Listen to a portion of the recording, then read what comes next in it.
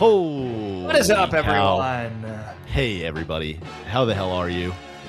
Nick, how are you? Slim I'm Dookie. good. I didn't know if you were addressing our numerous tens of fans or if you were addressing me. No, the first one was sort of to everybody. To the fans. The first one was sort of just a general, what the hell is up? All right, and let's like, give just- a pause for people to respond. And Okay. Right now, everyone tell us how you're doing. Everyone, yeah. Oh, good. Okay, good to hear. Yeah. That was way too fast. No one had Someone any just time said, to say. someone was explaining they just like lost a loved one. And someone's I like, cut them well, off. it's been a Oh, hard cool. day. Good to hear. oh, cool. Oh, Wow. cool. That heckin' rocks, dude. I'm trying to pull up the chat on my. There we go.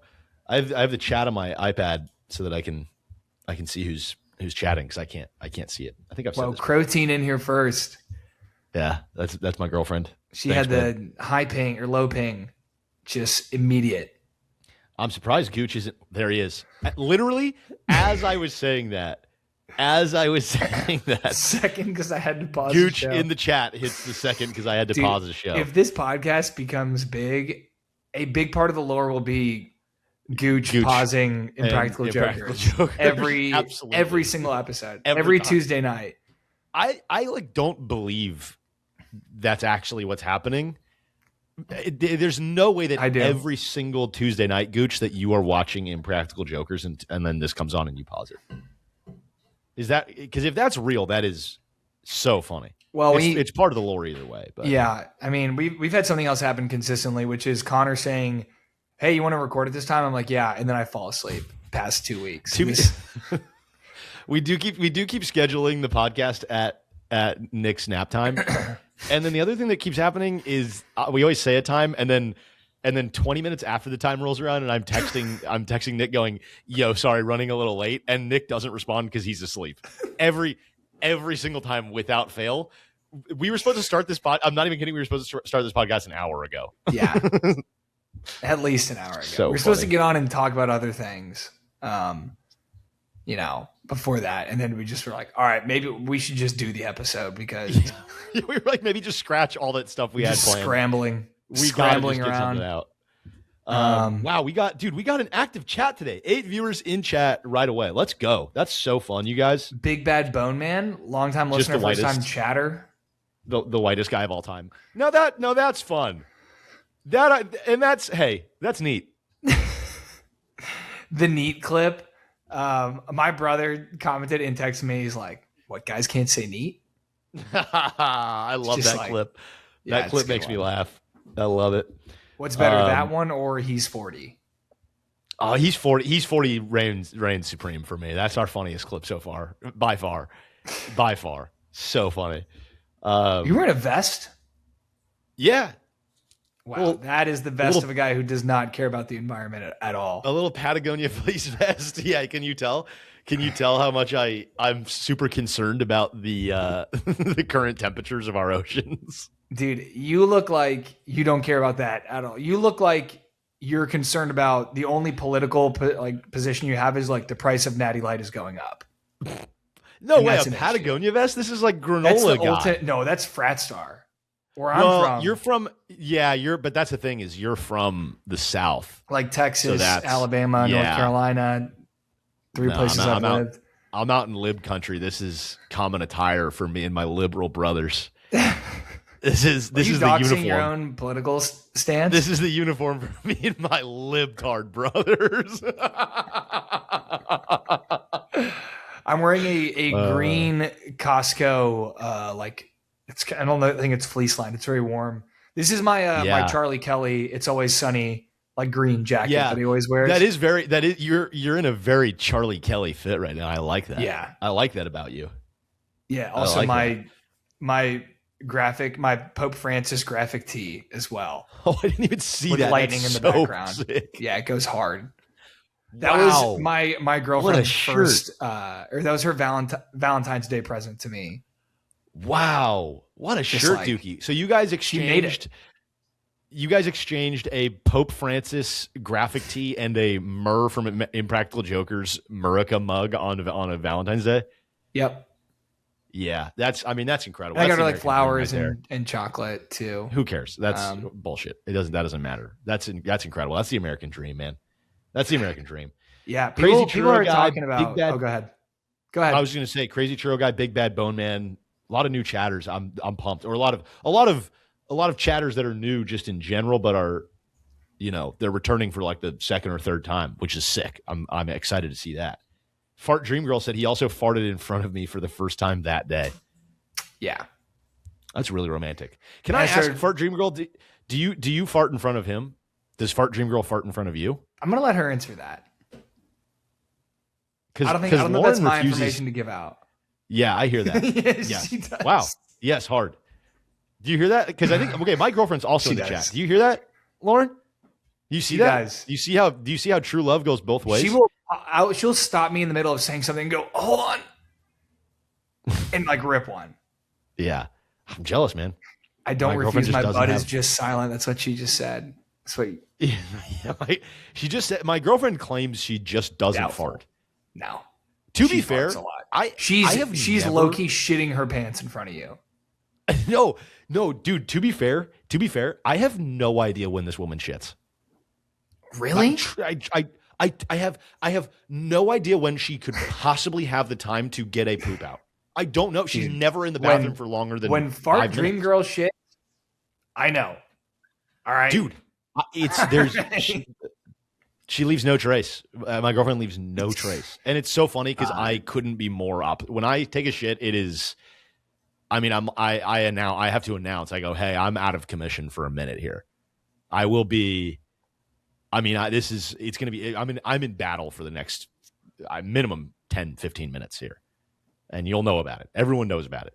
So, my girlfriend has addressed your girlfriend in the chat, and there's a colon there, but I think she's trying to like address this to her. Yes, she's saying to Connor's girlfriend. Yes, Nick begged me to fart in front of him, and now he complains when I do. Don't do it. That's true. Because once the floodgates are open, they're open. And I don't complain. It's more just like sometimes I'm awestruck in like what just came out of this tiny person. God, dude, I would be only impressed. There would never be. I also fart way too much to be. Yeah, I'm impressed. I'm impressed. I'm not mad. Farting. It's not like a what the hell. It's like a oh my gosh. Like you ate a whole wheel of cheese. You know I don't speak Spanish. Do you know that movie? Name that movie. No, I don't know that. I just thought it was very funny. Anchorman? Oh, that's Anchorman. I've seen Anchorman twice, and it was both of them like over 8 years ago. God, I'm due for a rewatch. That and The Other Guys, I'm due for rewatches. I've just been watching. Great, that's the greatest comedy movie of all time. The Other Guys is the greatest comedy movie of all time. Dude, I'm not a big DC guy, but the animated Justice League movies, they're like an hour long. They go hard. You can just rip them. Good stuff. Yeah. I'll have to tap into that. DC needs to be animated because if not, it's just like there's no scale for the power that's going on. It's like Superman versus Batman. Really?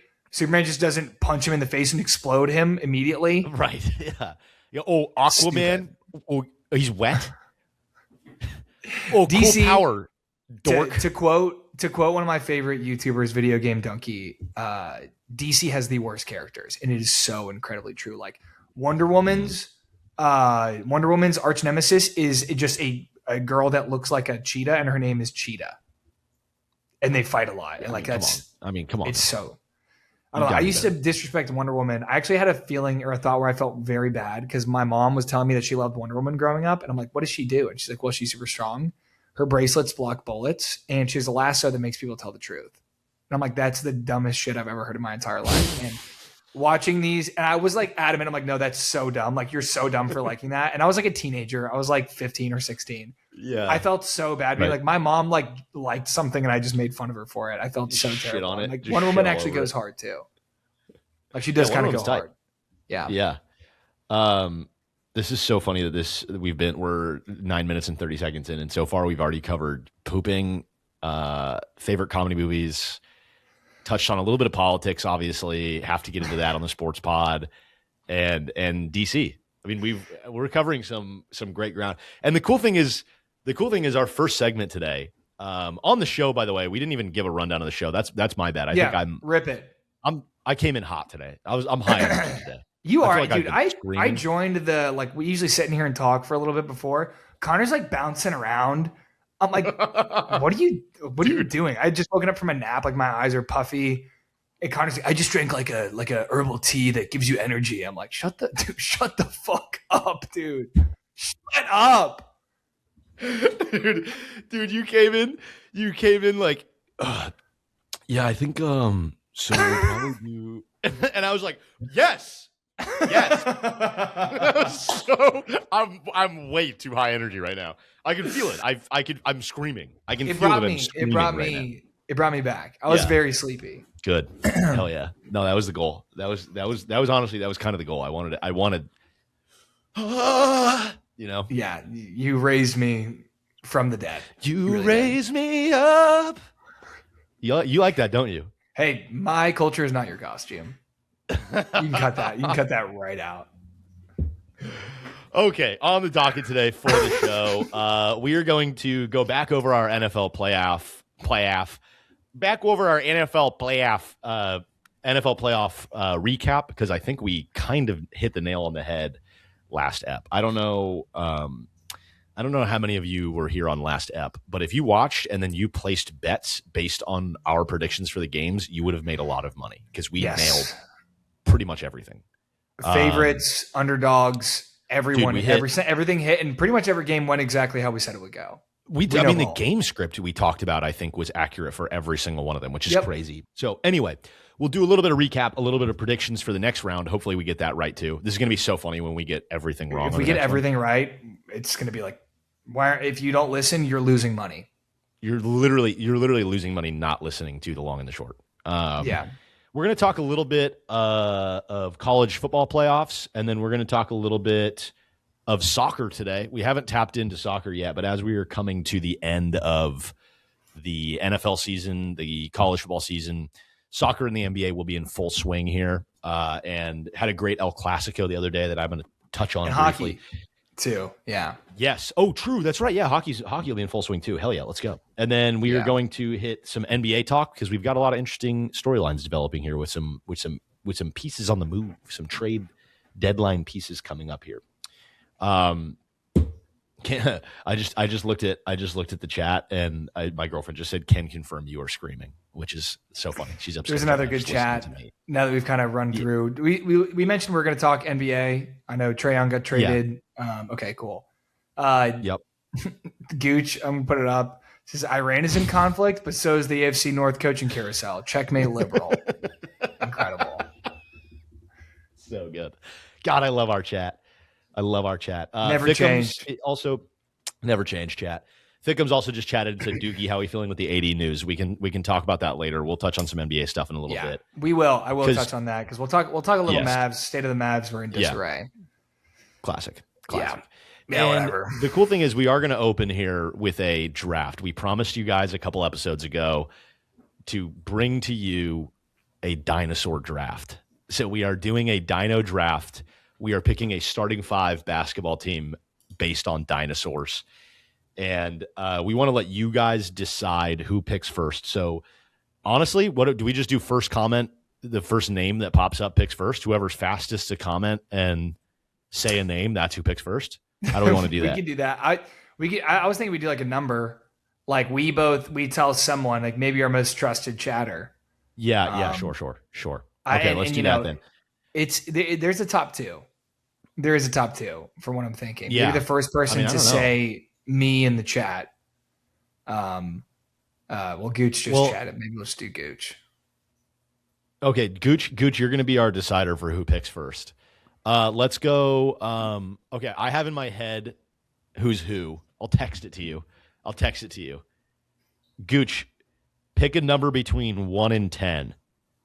Oh, so you're like someone's going to take like 4 and under, and someone's taking 5 and up. I just texted you who's odds and who's evens, and Gooch is going to pick a number between 1 and 10, and if the number's odd or even, that'll dictate who picks first. And I texted it to you before I said that, so we know which one I am.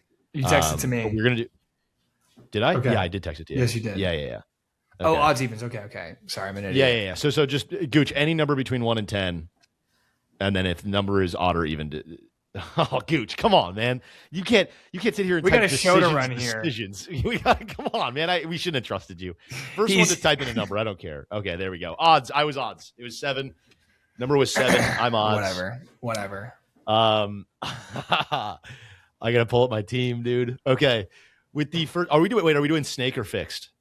We're doing fixed. Okay. Oh, I don't know. With 2 guys, should we do we'll go back snake? and forth. Let's just go back and forth. Let's go back and forth. Say where you're like your pick, and then also say where you're drafting him. Give a little I figured you probably would, but just for the sake of Yeah.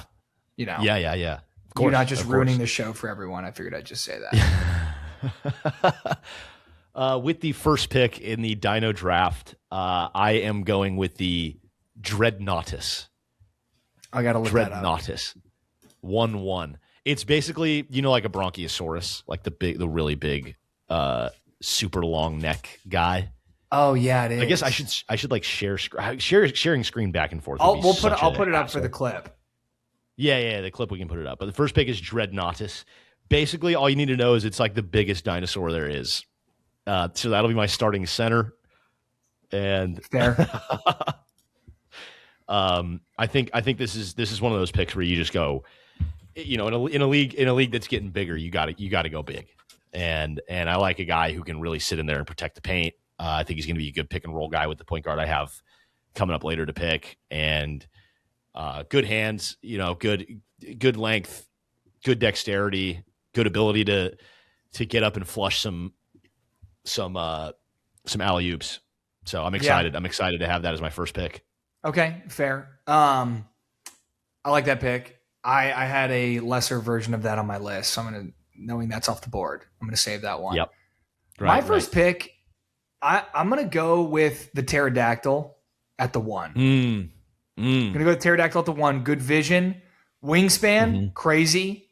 Two-way player. It's like a Drew Holiday type. Dino that's gonna be able to run this team real well for me. Sure.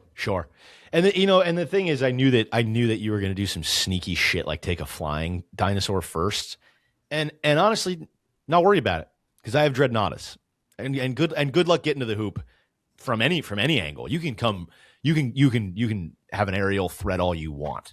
Dreadnoughtus is sitting in that paint, stuffing your ass. Hey, Dreadnoughtus can't do anything when the ball is going up from beyond the arc, cousin. He can't move his feet. He's slow-footed. You took Gobert 1-1. Congrats. No, dude, it's Wemby. You took Gobert. No, you took Gobert. Big, slow, clunky. Definitely Gobert. You're like, yeah, but I'm telling you right now, I'm building a team around him that has the ability to make up for that. I'm taking Iguodala. With the second pick on my team, I am going with the Dilophosaurus, which is the fella that has those big things on the side of him. It's like the raptor that has this. Yeah. It's like flaps come out from the side of its face. That's good for the listeners. Like big ones. It's being like the one with the things. And I'm like, yeah, the one that does this. We're everyone's like, with our hands. Great podcast. For the listeners, you can look up Dilophosaurus. It has giant flaps that open up on the side of its face. It's fast. It's hard nosed. That's my shooting guard. I think it's going to be a two-way slashing guard type of guy, a real Tony Allen type defender. Just everywhere. How are you going to see over that guy? I mean, he's got these big flaps. It's going to be hard to see past. It's going to be my guard stopper at the 2 guard. Good luck with that. Your pick. Good luck with that. All right. Oh, first off, Thickums asked, are we taking into account these dinosaurs' ability to fly? I sure hope so, because if not, then the pterodactyl is just an absolute god-awful pick. So I'm going to say yes. We are. Yeah, we didn't discuss that before, but I'll allow the flying. That's fine. Yeah, of course. I mean, you picked a 20-foot tall dinosaur. I get to have the flying one. It's actually like 60 feet tall. I think it's the biggest dinosaur.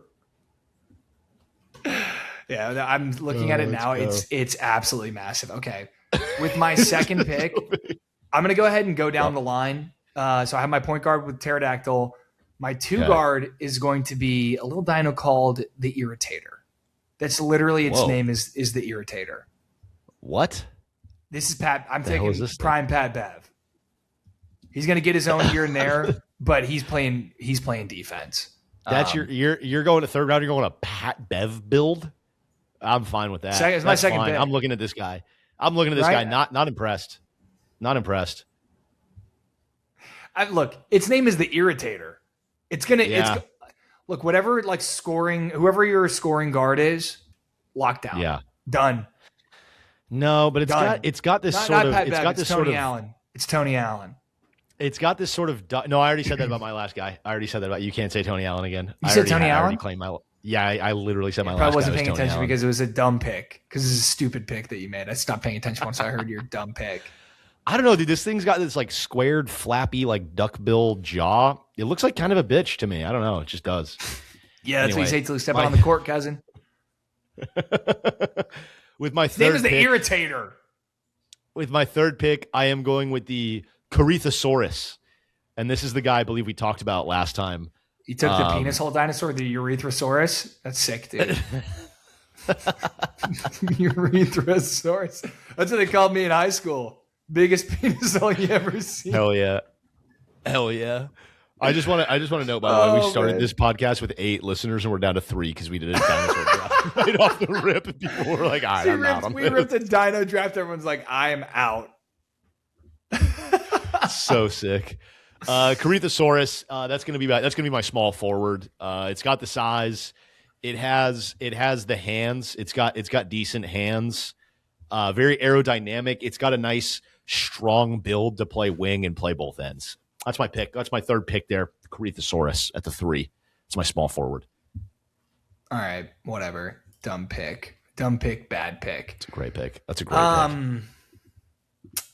So with my next pick, I'm going to take I'm going down the line. I got point guard, shooting guard, pterodactyl, Irritator. I'm going Scorpius Rex. Whoa. And I'm realizing now this is not a real dinosaur. This is from the Jurassic World wiki. It's not real.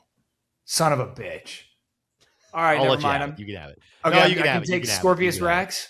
Yeah, that's fine. That's fine. Fictional dinosaurs are allowed as long as they've been in the Jurassic universe movies. Oh, that's so fucked. This guy's so OP. He's got like long ass arms, big old claws. This is my do it all player. This is my yeah, of course. Get him the rock, let him work out. It's Kawhi. It's Kawhi. I pretty much have Kawhi. I mean, damn it, my dude, team is cold, bro. Fictional Kawhi Leonard type dinosaur. This is crazy. All right, with my next pick, about fictional dinosaurs. So I love that we also, by the way, we did this draft as if, I mean, there's a zillion dinosaurs. We did this as if we were going to have a single overlap on dinosaurs. Before this, we were concerned that we were going to pick each other's dinosaurs. Yeah, well, look, in my brain, there's like 10 dinosaurs. I didn't know that all these other ones existed. So. Yeah, I guess we should have picked like more basic ones, but whatever, dude. Who gives a shit? It's a dinosaur draft. All right. Yeah, whatever. At my point guard, we're going with the Dromicio mimus. It's basically like a raptor. You can't pick it. If you can't say it, I just said it. Dromicio mimus. It's not it. It's not how you pronounce it. That's not how you pronounce it. It is. It's like a bird raptor. So it's got long arms with like wings on the side, and it's got hands, and it has big eyes that are sort of bird-like. It's smaller, so it's my point guard. Great court vision, good length to be a ball stopper, fast, running a great pick and roll with my Dreadnoughtus, and just going to completely neutralize, your bullshit pterodactyl and made up dinosaur, make believe dinosaur combo you have going here with incredible speed and vision. Yeah, I doubt that'll happen, dude. I think your Dreadnoughtus, cool name. I think it's going to bite you in the ass when we run the simulation after this and tell everyone who won. When we run this mod on 2K and simulate the game. Yeah, I'm downloading the dinosaur rosters as we speak. Could be sick. All right, last picks. Let's get these out of the way. Yeah. Gosh. Okay. So I have 1, 2, and 3. I need my bigs. I left the bigs for last. Yep. All right. I might go with another fictional one from Jurassic World. Perfect. We're going with the Gigantosaurus, and it's as cool as it sounds. It's pretty much like a T-Rex. I was gonna say T-Rex, but T-Rex is like it's like picking it's like picking like Bob Cousy in a modern day when everyone's available. Well, it's so outdated. When you have all the data and the new age analytics, you're looking at the T-Rex and you're going, "Oh, this might be tiny a bad arms. Pick. This might be a tiny bad arms." Pick. What? I mean, just provides no. It's not great for tall. its time. It's not great tall in its enough. time. This is just not big enough. Pick. I don't think I can pick that one. You have to. You already picked it.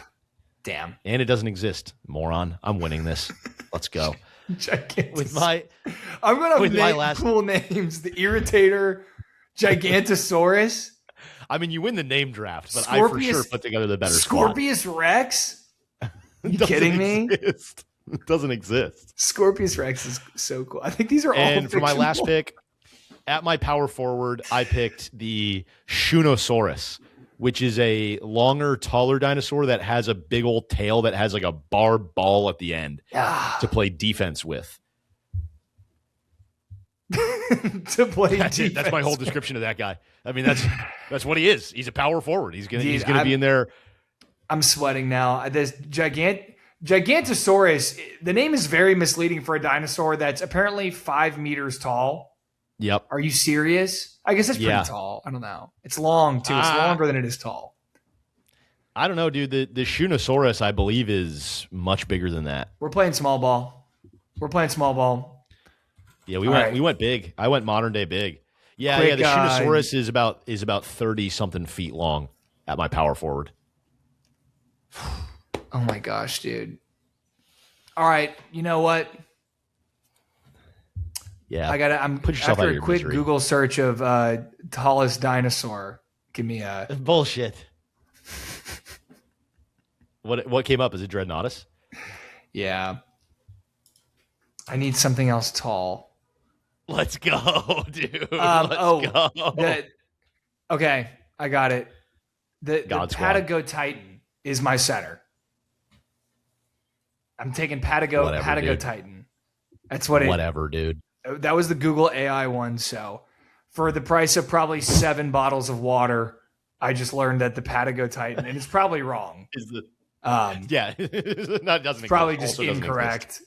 But yeah, it's gonna be a fun clip to put together. A lot of images. Let's run through teams real quick. You go first. Yep. Okay. So I got to learn how to pronounce the names better, but at my point guard, I have the Dromicio mimus. At my shooting guard, I have the Dilophosaurus. At my small forward, I have the Corythosaurus. At my power forward, I have the Shunosaurus. And at my center, I have Dreadnoughtus. At my point guard, I have the Pterodactyl. At my 2, I have the Irritator. At my 3, I have the Scorpius Rex. Wow, that one was gross. At my 4, I have the Gigantosaurus. And at my 5, I have the Patagotitan. Patagonian. I mean, I think we all know what's happening here, Chad. I think we all know that this is an easy goat dub. We had the better draft. We had the better scouting. We had the better management. We have the better ownership. We have the better structure in place. Honestly, Personally, I disagree. I think at the end of the day, my team is not only going to win, but they're going to get asses in seats when you have the Gigantosaurus. You have Scorpius Rex, Irritator. Yeah. I mean, I'm going to be selling Irritator t-shirts. Aren't real? Yeah. I blame my sources. I was given sources that you're scouting. That's great. Your scouting our first needs to be booted. Yeah, I draft him, and they're like, "Yeah, it's not real." Actually, we don't know what to tell you. He never showed up. So sick, it's made up and everything. He wasn't a real guy. Everything we saw, everything we had was fake. But that was fun. Good draft. I think we can all say, yeah, it's a good draft. I think we can all say that I won. I think we all agree with that. You agree with that consensus. I won, but good draft otherwise. let's get into the show today, the real show. Let's get into the real show. None of this make believe bullshit anymore. We had some college football games this last week here, and Slim Dookie, you had some thoughts on this. You had some things to say. A couple blowouts, right? One blowout. Okay, gotcha. But the Miami Ole Miss game was close. Gotcha. Sorry, I didn't catch the games this week. No, you're good. Look, I'm happy that an ACC team has made the championship game. Truly, I've said this 1,000 times. Someone who lives in SEC country, it is so nice when the ACC not only beats the SEC head on, but is just like, just far and away better. It just means more. Yes, Thickums. But the story to me is like this feels like a TCU Michigan game from like 4 years ago when Michigan beat TCU like 50-10. I think Indiana is going to beat the brakes off of Miami. I don't think it's going to be close. Really? I like Miami. I hope it's close. I really do. Yeah. But Indiana is a football team with no weaknesses, and once again, we just saw that to be true. Like they just have a bunch of random guys, and they own it too. They're like, we are the land of misfit toys. Like we are a bunch of pieces that didn't fit anywhere else, and we all ended up here. And Cignetti found them. Like that's the craziest thing is one coach with like not a lot of money to give around was like, I'm gonna go get this. There's like Elijah Surratt, dude, the wide receiver, big wide receiver, who they just throw back shoulder fades to, like anywhere on the field, any down, just throw. And Mendoza puts it in the perfect spot, and Surratt just boxes dudes out and comes down with the ball. They're so fun to watch. They're explosive. They run the ball well. Their defense is all over the place, making plays. They got a quarterback with a big time arm, and he's accurate too. Like. Yeah, Gooch said it 0 5-stars and like 7 4-star recruits. That's all that's on their team. And they are dominating teams. But do you think I'm not surprised they smacked Oregon. My West Coast theory remains undefeated. West Coast teams, whenever it matters, they just don't show up. Whenever they're truly tested. And which is great. I love that because it's like they can win, they can be in the championship game. And if they lose, I'm like, see, I was right. See, they weren't that good actually. See, when the stage was biggest, they folded. Yeah, whatever. Dude. They didn't even cover against JMU. I knew they were frauds, and they didn't cover against the Dukes. You're such a West Coast hater. When's the last time a West Coast team won a national championship? I mean, I couldn't tell you. Couldn't tell you at all. It's been a long time. It's been a very long time. Do you think Mendoza is the first pick in the NFL draft this year? Dude, if he wins the Natty, he might be. He's probably going to win the Heisman, right? He did. Oh, he already did. Sorry. Yes, he did. He did. And so his mom has multiple sclerosis, I think is the name of the condition. Okay. And the Players Tribune, she wrote an article where she wrote him a letter talking about him winning the Heisman. I cried. It was the sweetest, just most wholesome thing ever. Oh, that's awesome. And then I went down a rabbit hole of just Mendoza, just content, and his dad. So she can't stand up. She's in a wheelchair. Anytime he makes a big play, his dad doesn't stand up so he can celebrate with his wife who can't stand. Oh, They're that's just nice. Sitting down, yeah. So awesome. They've just got the all wholesome team over Dude, there. They are, and they're this is a Disney movie, bro. It really is. Yeah, it's a Disney movie. In a Disney movie, there would be more adversity for them because they've just been smoking everybody. Yeah, it's crazy.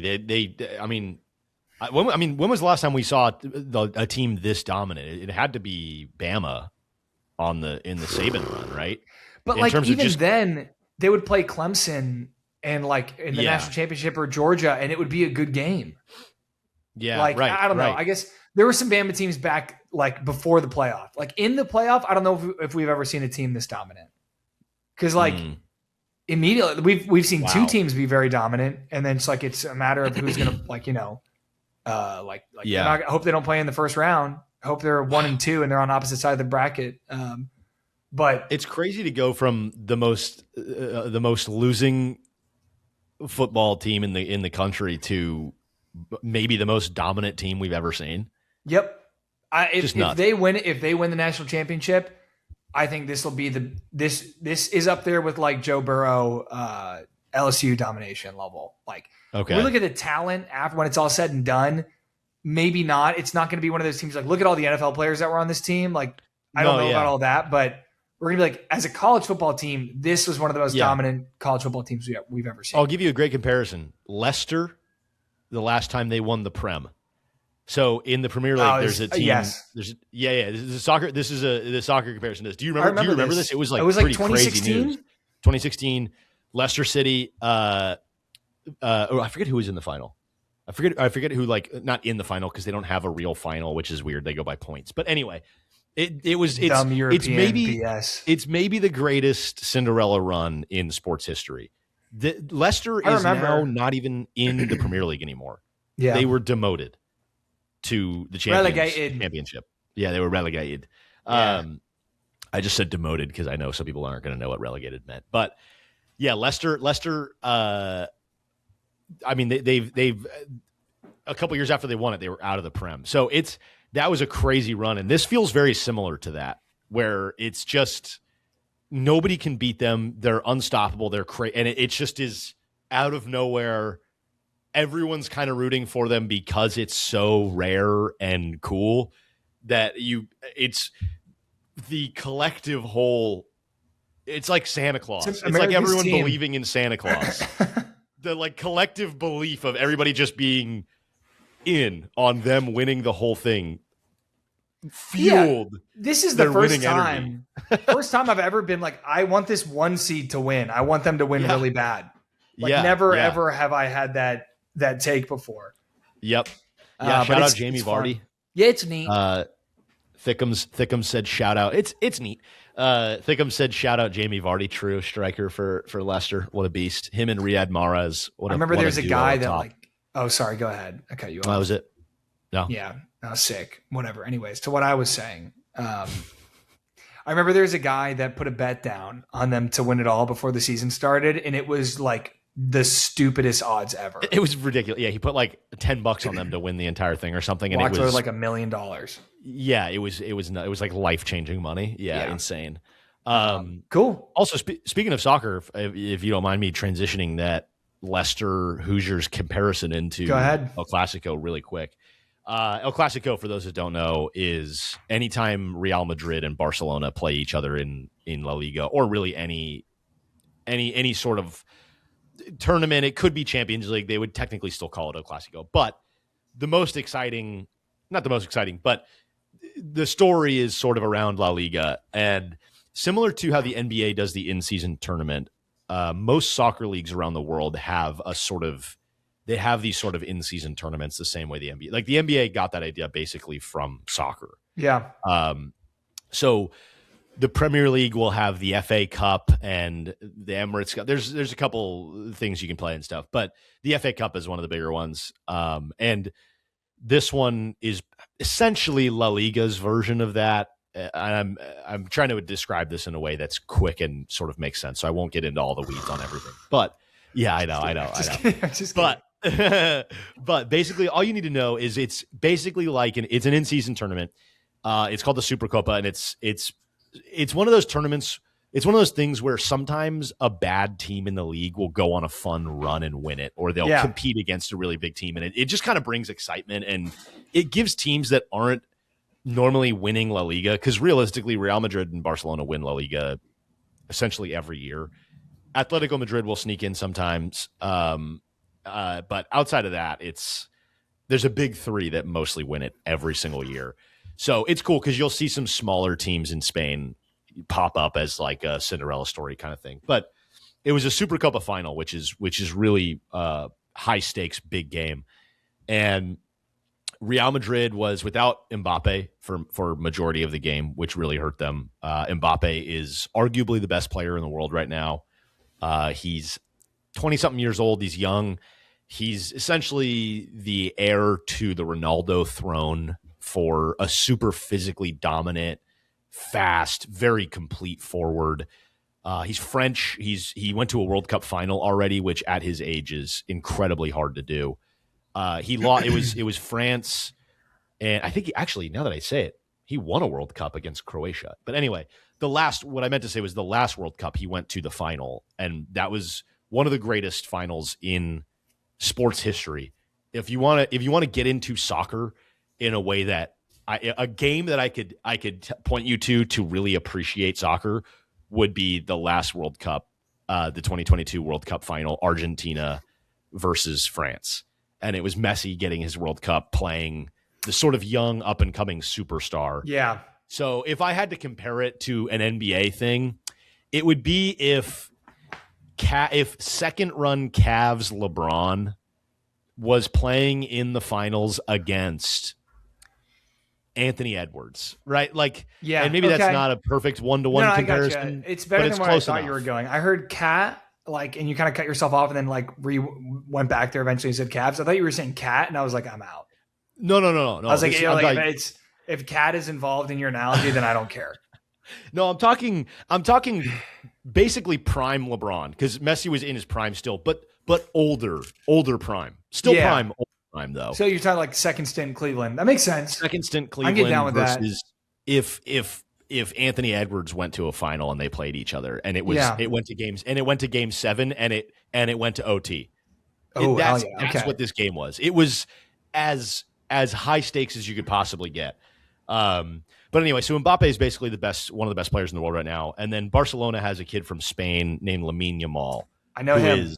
I know Mbappe too, but I know the story with what is it, Yamal? Lamine Yamal. Yeah, Yamal. Who that pisses me off that his name is pronounced. You can't have Yamin and then Lamal.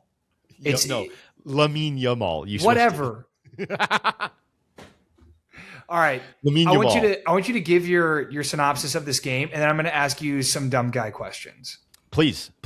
So Lamine Yamal, who is the heir to the Messi throne. So we have sort of a really cool heirs to the thrones playing each other, similar play styles to like the guy's throne that they took over on the same teams. Ronaldo is most known for his Real Madrid days, Messi most known for his Barcelona days, obviously. So great game. Barcelona dominated most of the game. They had a lot of the possession. The first half possession was pretty split. The second half, Barcelona dominated the game. Very back and forth. The end of the first half, you have, I believe it was 3 or 4 goals in a span of 5 to 10 minutes, which is crazy. Both teams were scoring crazy right before the half, which was nuts. So we went into half, I believe it was tied 2-2, it was a wild first half. And then second half, things start getting chippy. Guys start getting yellow cards. Towards the end of the game, Barcelona, Frankie de Jong actually gets a red card for Barcelona. So Barcelona is playing a man down, up 1 goal. And Real Madrid has multiple opportunities to score. And I'm talking they had 2 chances right in front of net where all they had to do was place a ball to the right or the left. And both times kick the ball straight at the keeper, which was insane. Real Madrid should have won this game. Or at least, at the very least, they should have tied it late. And Barcelona probably would have lost because they were a man down going into extra time or shootout or whatever. Yeah. So Real Madrid really should have won the game, but Barcelona ended up coming out on top, which is huge for me because this is. I mean, I would argue this is probably the most heated rivalry in all of sports. It's at least a top 3 most heated rivalry. These teams, in terms of worldwide, hate each other for sure. Worldwide, they hate each other Bears, every Packers? Single time. Bigger than Bears Packers is close. Yeah. No, I mean it's up there. It's up there for sure. But these teams truly, you see it the whole game. They hate each other. Yeah. And also weird decision made by Real Madrid's coach, Xabi Alonso, and this is kind of the last thing I'll say about this, but he took off Real Madrid's a top 3 player for Real Madrid, subbed him off late in the game. His name is they call him Vinny Jr. He's a Brazilian left winger, electric player, but They took him off late in the second half, which was a really, really weird decision because he was killing Barcelona's outside back on the wing all game. Koundé is the name of the Barcelona right back. And Vinny Jr. was torching this guy down the wing all game. Imagine your team's shooting guard keeps catching the ball out on the wing in like triple threat and just obliterates who's ever blowing by. Every single time. It's a blow by. And Koundé, the Barcelona defender, is a very good defender, a very, very solid player. And he was just getting torched. Vinny was getting buckets. I'll put it that way to make it, put it in terms other people can understand. He's winning his reps. Really, really head-scratching decision to pull him off at the end. And Xabi Alonso was actually sacked shortly after the game, which means he was fired. That's how people say it in soccer. He was sacked. Yeah, he was sacked. I gotta start throwing that around. So yeah, dude, I'm gonna sack you tonight. Okay, so wait. So fire away your questions, but that's the synopsis of the game. Who won? Barcelona came out on top and won. Okay, and Real Madrid fired their coach. So they sacked Real Madrid fired their coach right after. And the season is like not over yet. Yeah. There's still games to be played. Yeah. Okay.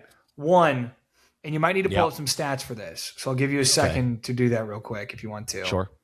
Well, I'll ask you a different question while you're doing that. Why did they sub not only this guy out, but why did they sub anyone out? Because all the guys ever do is walk around out there. It's my first question. They walk around for 90% of the time. So, there's soccer is sort of unique in the way that it's a very fluid game. So football is very start-stop. Basketball can be very start-stop at times. And it's also basketball is smaller. It's a court. So things are happening faster. There's less players on the field. So in soccer, it's a very rhythmic game. So you do see a lot of people who don't watch soccer will watch soccer and they'll go, everyone's just walking. But the beauty of soccer, around, yeah, totally. I mean, it's interesting. Messi is, in my opinion, the greatest team sport athlete in sports history. He has achieved to the highest level in the biggest sport in the world. And we can maybe get into that on like a different podcast. But the argument for Messi being the greatest team sport athlete is very strong. To me, it's between him and Gretzky really have the best cases for it. Like Messi is truly that next Gretzky level. Was just he was so, and granted, I don't have a frame of reference for really either, but I know the numbers with Gretzky and like I don't know if there's ever been a player that ahead of his time in a sense of like, you go back and watch and you're like, this guy was that good. It was like, yeah, it just like, he was just ahead of the era. And like, yeah. I mean, my favorite stat ever is the record for goals scored by a pair of brothers is Wayne Gretzky and his brother. And he has like whatever ridiculous number in the like multiple thousands. And his brother has like 2. Yeah. Right. And it's right. like, It's the classic Kobe and Kwame Brown combined for 86 points or whatever. That stat from Kobe's 81. Yeah. Literally. Okay. Sorry, you have something else to say? I have another question. So what I was going to explain with the walking around is if you watch Messi play, he spends a lot of the game. If you watch him off the ball, he'll sort of just float around and you'll see him constantly checking over his shoulder. So essentially in soccer, when you don't have the ball even on your side of the field, there's not always a ton for you to do in the immediate moment. But what's happening is there's a chess match forming throughout the game where you're watching, okay, when the ball is swung around the back line, the ball goes from one side of the field to the other. How does their defense shift? How do their midfielders sort of shadow our midfielders? Are they dropping back more and letting us play? Are they more content with letting us move into their final third and they're going to sit deep and pack things in tight and make it really hard for us to score and then counter? So as players are walking around, they're doing a lot of chess match decision-making on where am I going to go next? Where's my next run? When the ball does come this way and I am activated, where's the best place to go with the ball? When the ball comes to my feet, when I look up, I have a couple things I'm thinking in my mind. Okay, I know that center back is holding a high line on our forward, right? Meaning that center back is playing really high up the field. So there's a lot of space between the defender and their goal. There's a lot of space behind there. So when I get the ball, when I look up, maybe one of my guys is going to exploit that and run in behind the back. So as they're walking around, they're thinking a lot. In terms of the subbing and why would you sub, this sub in particular is very head-scratching because Vinny is an incredible player. I don't really know why Xabi Alonso, the Real Madrid coach, decided to take him off. I'm not sure. But in terms of a normal game, when you sub a guy, it could be fitness. Sometimes guys are playing because they play international often and they're playing club often. Sometimes you go through stretches where guys have just played a lot of minutes and it's bad. They'll get injured if they play too much. So you'll sub them off just to keep their legs fresh. Yeah. Sometimes you sub off a guy for play style and need. So Barcelona subbed off. They started their striker, Robert Lewandowski, who is sort of exiting his prime. I know Lewandowski. Yeah, Lewandowski. Yeah. So he's sort of gotten older now and is like exiting his prime. But Lewandowski's he's a top probably easily, I won't get into it right now, easily top 10 striker all time. The guy is incredible. But he's a little bit older now. So in a big game like this, they started him. He played the first 60 minutes of the game. So he played the whole first half and then started the second half. But he's older. So he doesn't have the juice to really keep going. So they brought in another forward, bring a little more energy, a higher press, a guy who's going to run more, and play styles. Like sometimes if you're losing late, you'll sub off a defender to put in another forward just to hope for a last-minute goal. If you're winning late, you'll sub off a forward to put in another defender to keep things really tight and compact so that teams can't score another goal last minute. So it's the same reason you'd sub a guy in a rotation in the NBA. There's different play styles that fit better for different moments. And sometimes the team needs just require a different type of player. Okay. That's kind of the long-winded answer to that question. Those sort of two questions that I tried to answer to the best of my capabilities there. That was good. Good explanation. I think we only have time for one more. One more is perfectly fine. We can move on. Okay. Well, I guess this is a multi-part question. Sure. Which team shot more? Which team took more shots on net? I'll say. I don't. Let me try. I was trying to pull up that stat like that, but I would assume it was probably Barcelona. Let me see if I can pull it up really quick here, but I'll tell you my thought process. I don't know, but what are you thinking? What's sort of the follow up there? I feel like when I watch soccer, I'm like, why did they not shoot the ball there? I feel like they just are just playing tiddlywinks and just dicking around. Yeah. And I'm like, man, when I started, when I play FIFA, I'm like, I got it in the box. I'm ripping it. I'm ripping this sucker. Yeah. So that's my thought of like, and I feel like the team that just takes more shots on net, like they usually win. That's certainly that's a theory. I mean, there is teams that play that way. So I would assume this last game, because Barcelona had more possession, I think they might have had more shots, but Real Madrid plays a little bit more of an aggressive counterattacking style that typically leads to more shots. Barcelona is known for, I think you referred to it as tiddlywinks. Barcelona taking their sweet time, essentially. Yeah. They're known for what's called tiki-taka, which is a lot of passing that seems. No, literally, it's funny you said that because it's called tiki-taka. It seems almost unnecessary, but the idea is if the ball doesn't stop moving, the defense can never relax. And also, if you don't have the ball, you can't score on us. So in basketball, there's a shot clock. You have to eventually shoot the ball. Possession time essentially is there. So in soccer, there's multiple theories on how to win a game. One theory is I don't care if we have the ball most of the game. I just care that when we have the ball, we're creating chances and putting the ball towards the net. Yeah. That's one way to think about it. The other way to think about it is if we can just have the ball the entire game and wait for the best opportunities to score, the other team has less chances to score on us also. So we will more than likely win the game. So when you'll see a team, they'll get into what's called the final third. You can break up a pitch soccer pitch, a football pitch, you can break it up into thirds. You have the final thirds are the thirds nearest the goal, and then you have the middle third of the field, obviously, is like around the halfway line. So the idea is, how do we advance from our third into the final third? And you have to most of the time go through the middle third. When you get into the final third, the goal is hopefully we can score, but it's very hard to create clean looks at the goal in soccer. Yeah, it's one of the challenges.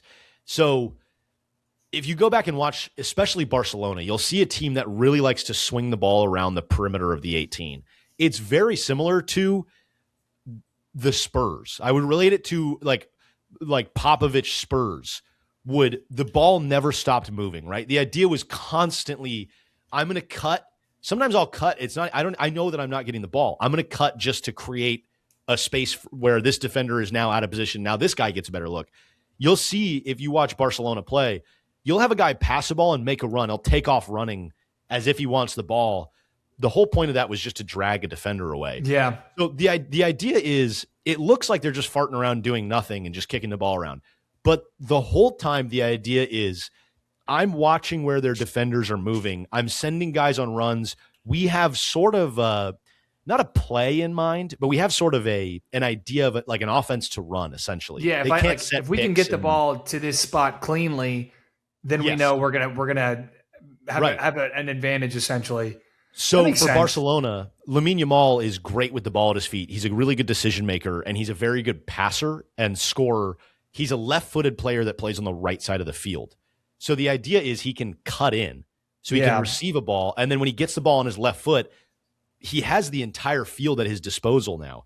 So because he can open up and still be, he can shoot or pass. Yes, and the ball's on his left foot facing the goal, right? So Real Madrid was sending a double team to Lamine Yamal all game. So as Barcelona, you look at that and you go, okay, if we know that they're sending two defenders that way, that means we can create an advantage on that side of the field. Let's get the ball to Lamine Yamal. Let's let him take on a defender quickly. All of a sudden, he's sucked in 2 or 3 defenders into the corner. Now the ball comes back quickly, swing it around the horn. We've got an open 3 in the other corner. Yeah, that makes sense. Right? Yeah, that makes sense. And that'll sort of like, the more you watch, the more you'll see it just is happening slower. It's very similar to basketball, actually. Just happens more similar to hockey more than anything, dude. Like, it shares some similarities to that. Like, it is very similar to hockey, but everything happens slower, I guess. When things happen fast, it's like, oh shit.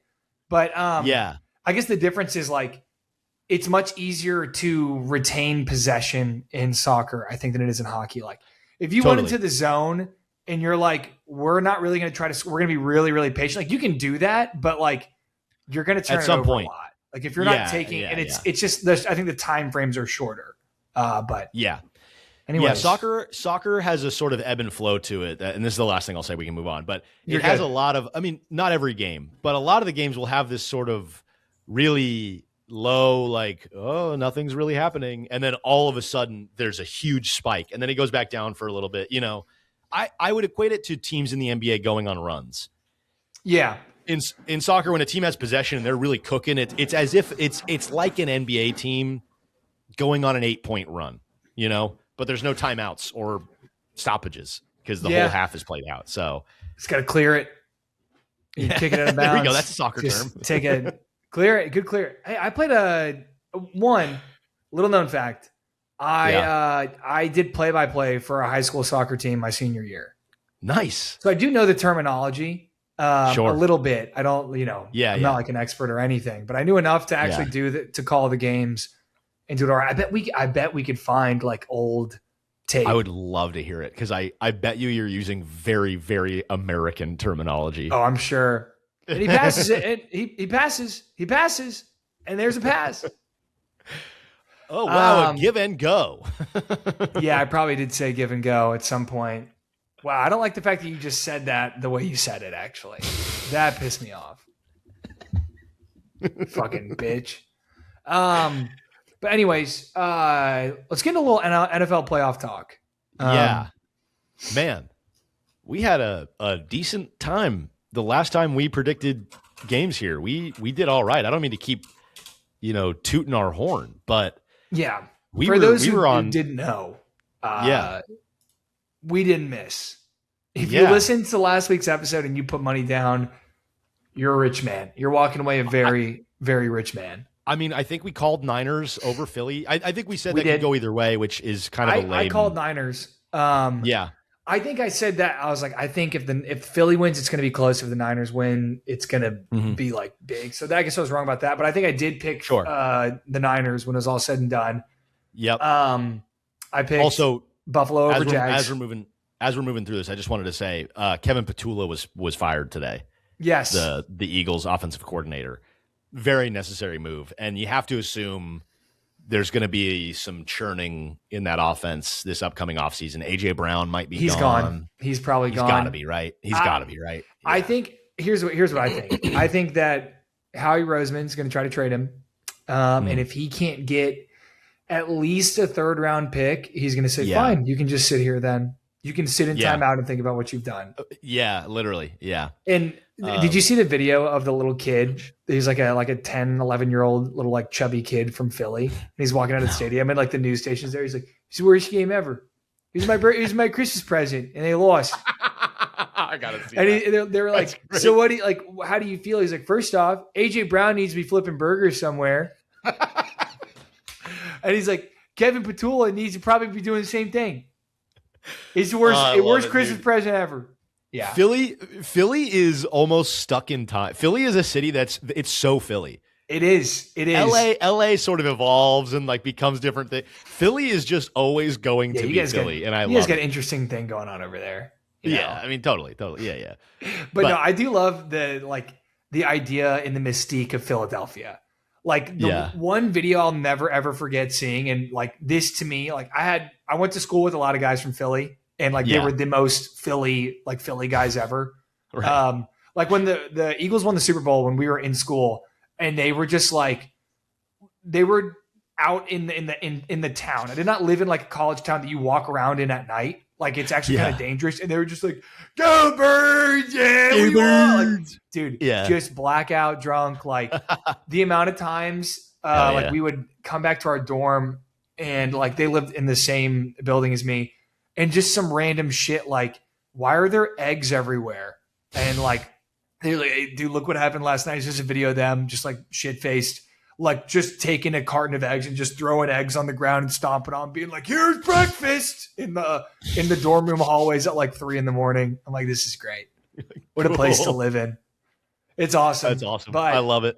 They were a dysfunctional football team this year with a lot of talent, and that's why they were the 3 seed. And and Shanahan, another masterpiece. He's Shanahan. He's the guy. CMC with a great game. Purdy. Kind of proving me wrong a little bit. Purdy looked good. He did. He's looked very good second half of the year, but just this might be the most 49ers game ever because they looked really good. They ran the shit out of the ball. They were good on defense. They had an awesome game plan, and one of their best players got hurt. Yeah, Kittle. Right. Yeah, Kittle went down, which is such a bummer. It is a bummer. He's so fun to watch. Yep. Let's stay in the NFC. We can go kind of Green Bay, Chicago. One of the best football games, at least one of the best second halves I've ever watched. In a playoff game. That was so fun. What an awesome weekend of playoff football in general. Great playoff football. Yep. But this one was awesome because these teams don't like each other. Really Ben Johnson, did you see this the still of him shaking LaFleur's hand? So hilarious. Funny. So funny. And then going to the locker room being like, "I fucking hate those guys. Fuck the Packers." Those guys. Yeah. So funny. I love it. I love that. I love that for sports. Oh, dude. I do. Packers fans are in shambles. They are in shambles. They have nothing now. They have nothing. And it's great. I love it when the white collar Big Brother fan gets their face rubbed in a little dirt and immediately online Packers fans start going to like, "Why don't we stay classy?"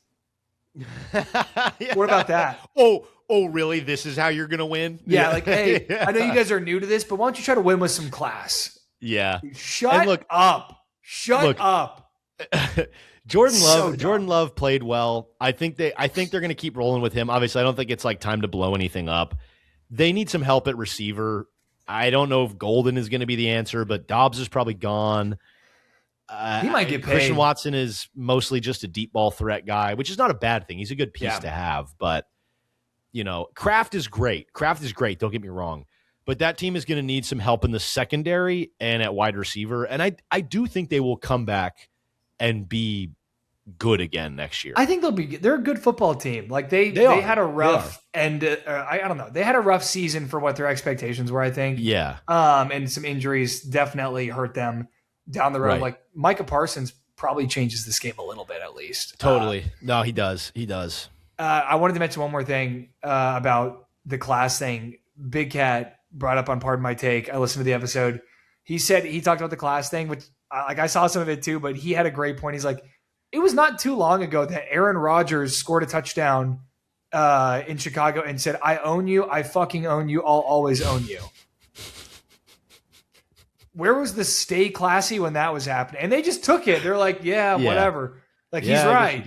Yeah. And then it's like you get beat by the team that you've been just calling little brother and just openly taking shits on for the past decade. Yeah. And they're like, fuck those guys. And you're like, why don't you win with a little integrity? If the Clippers came out and beat my Lakers in a 7-game series, and they wanted to run their mouth, I'd have nothing to say. I'd have to just sit there and take it. I'd have to go, I get it. I deserve it. Yeah. But I think Love played well. I think LaFleur hot seat. It's not necessarily a hot seat because I think that was a poorly managed fourth quarter. Very poorly. Yes, he has this thing where the Packers will get a little bit too conservative when they make a mistake late in the game, and they get a little scared. They play a little scared, I think, and I don't know that it's hot seat more than it is. I think it's going to be. I don't think it should be either. It's too hard to find a LaFleur level coach. You're not going to just go out there and find that guy. I think he overthinks things sometimes. And also Jordan Love, film watchers had a great breakdown, but I want to let you finish your thought. Well, I was just going to say, I don't think it's hot seat. I don't think it's time to blow anything up or panic. I just think it's, hey, we're going to retool and go into next season expecting to be back in this type of situation and maybe even better off here if we can stay healthy. And I do think they have the potential to even go to an NFC title game with this current regime retooled. So I don't think it's hot seat blow it up time. But after next year, if it's one more of these situations where someone blows it late or they just can't get over the hump, then I would say, hey, maybe it's time to start rethinking, are we going to extend Jordan? Are we going to give Jordan Love a big bag? Is LaFleur worth, you know what I mean? I could see a world where things sour after next year if this type of situation happens again. I feel that. What was you were going to make a point as well. So film watchers, his breakdown, it was essentially giving the Bears a ton of credit for what they did defensively on that last drive. I think they ran like 8 plays or like 9 plays, something like that, and only ran like a minute off of the clock because what Chicago did was essentially give them deep shots down the field and just play heavy inside leverage in their secondary. And it's like, hey, throw it. And they threw a lot of jump balls. And like, if you catch it, that's fine. We're going to push you out of bounds and stop the clock. Yeah. And you're going to, and he said, you can see Jordan Love is checking out of, that's why every snap took so long in that last drive that they had, because he was checking out of these run plays, being like, I like my look. And like they let him do it. And it killed him in the long run. I mean, there was a few throws that he missed, a few throws he made, some that his receivers should have caught or were just a little off target, whatever. But that ended up being the game. And it's like, is that it did feel like Jordan Love's fault? Is that LaFleur's fault for not being like, no, run the ball, quit checking out of these plays I'm calling? So it does feel like one of those games where things maybe just bounced the right way for the Bears and they took their opportunity and they did well with it. So many games this year for the Bears. It's like they're just using up like all of their years of bad luck, like taking all the luck that they should have had and just using it all in the season. So, which is why I do think it will maybe run out against the Rams here. Not that I don't think they're going to be a formidable opponent. I think there's a world where it's a cold weather game. Stafford doesn't do super well in super cold weather games. Granted, that record also probably has a lot to do with playing in Detroit with a bad team. So, but I think that Sean McVay, I think Sean McVay excels in the places that LaFleur is a little bit, whatever like minor weaknesses LaFleur has in his coaching game, I think McVay excels in those. I think late in the game, I trust Matthew Stafford, Puka Nacua, Devonta Adams, and Kyron Williams and McVay, that offense to move. Yeah, I want to cut you off because I want to go through the upcoming games and do our predictions and like have it. Yeah, got you. Okay, I hear it. Yeah. Let's talk about your Rams and the Panthers. Rest in peace, Panthers. It was fun. I texted you after the game and said I was like pulling for the Panthers, but I couldn't like fully buy in because I was like, I can't. Yeah, like my friend, he's gonna be really sad. Yeah. No, I know. Yeah, that was one of those games where I was, and this is, what I was saying there sort of is like applicable to this. It was a close game. There was certainly moments where it was nervy. I texted you halfway through and you were like, how you feeling? And I said, not great. I don't feel great. But it was also one of those games where I'll keep saying this. I can confidently trust that this offense, McVay, Stafford, Puka, Tay, Kyron, even the tight end group we have, just the offense as a whole, our play callers, coordinators, this offense as a whole, I can confidently say we are in every game that is within a score or two at any moment, at any given time. Late in game, doesn't matter. It doesn't always work out, but we always find a way to win. There's always an opportunity. Sometimes Puka gets a pass called a drop that maybe shouldn't have been, whatever. Sometimes we're out by a toe on the sideline, but it's never the thing I loved about this Rams team this year is it's never been, oh man, they couldn't create a single look late in this game. It's never that. It's never bad coaching where you're like, oh man, why did we do it? It's always just like, we didn't make the play. That makes sense. It's always just, maybe the ball just didn't bounce our way on that one. Someone got hit. So, whatever. Go ahead. Yeah. I had a thought. I wrote this down. I'm not checking it right now, but I remembered that I wrote it down. So that's why I take notes. So I can remember that I wrote it down. Puka, when he gets when he makes a big play, it's not a good look for his face. He always makes a face that looks like a toddler crying. And I had to bring that up because it's important. But he's always it doesn't look like he's fired up. It looks like he's terrified. I'll have to keep an eye out for that. I haven't noticed that. Yeah, he does. I haven't noticed that. If he makes a huge play, like hauls in a one-handed ball, like runs someone over, and he gets up, and because I've been seeing a lot of Puka edits throughout the year, especially after the whole thing happened with his love life. I think it was like Puka, revenge season, whatever. Yeah, and he just looks like he's crying. He just looks sad and scared. That's funny. I'll have to keep an eye out for that. Yeah, interesting. It's an interesting look. Yeah. Good game. I mean, I thought Bryce Young looked good. He went toe to toe with Stafford and McVay and a good Rams team. He did. Yeah, he held his own. He was good enough. He was good enough to give his team a chance to win. And I think we said if they force turnovers, then they could win this game. And did they force a single? Did Stafford throw a pick? Yeah, I think it was one pick. One pick. I don't know that there was a fumble. I think there was maybe one that the Rams jumped on top of or something like that. I forget exactly the turnover situation. He threw one pick. Yeah.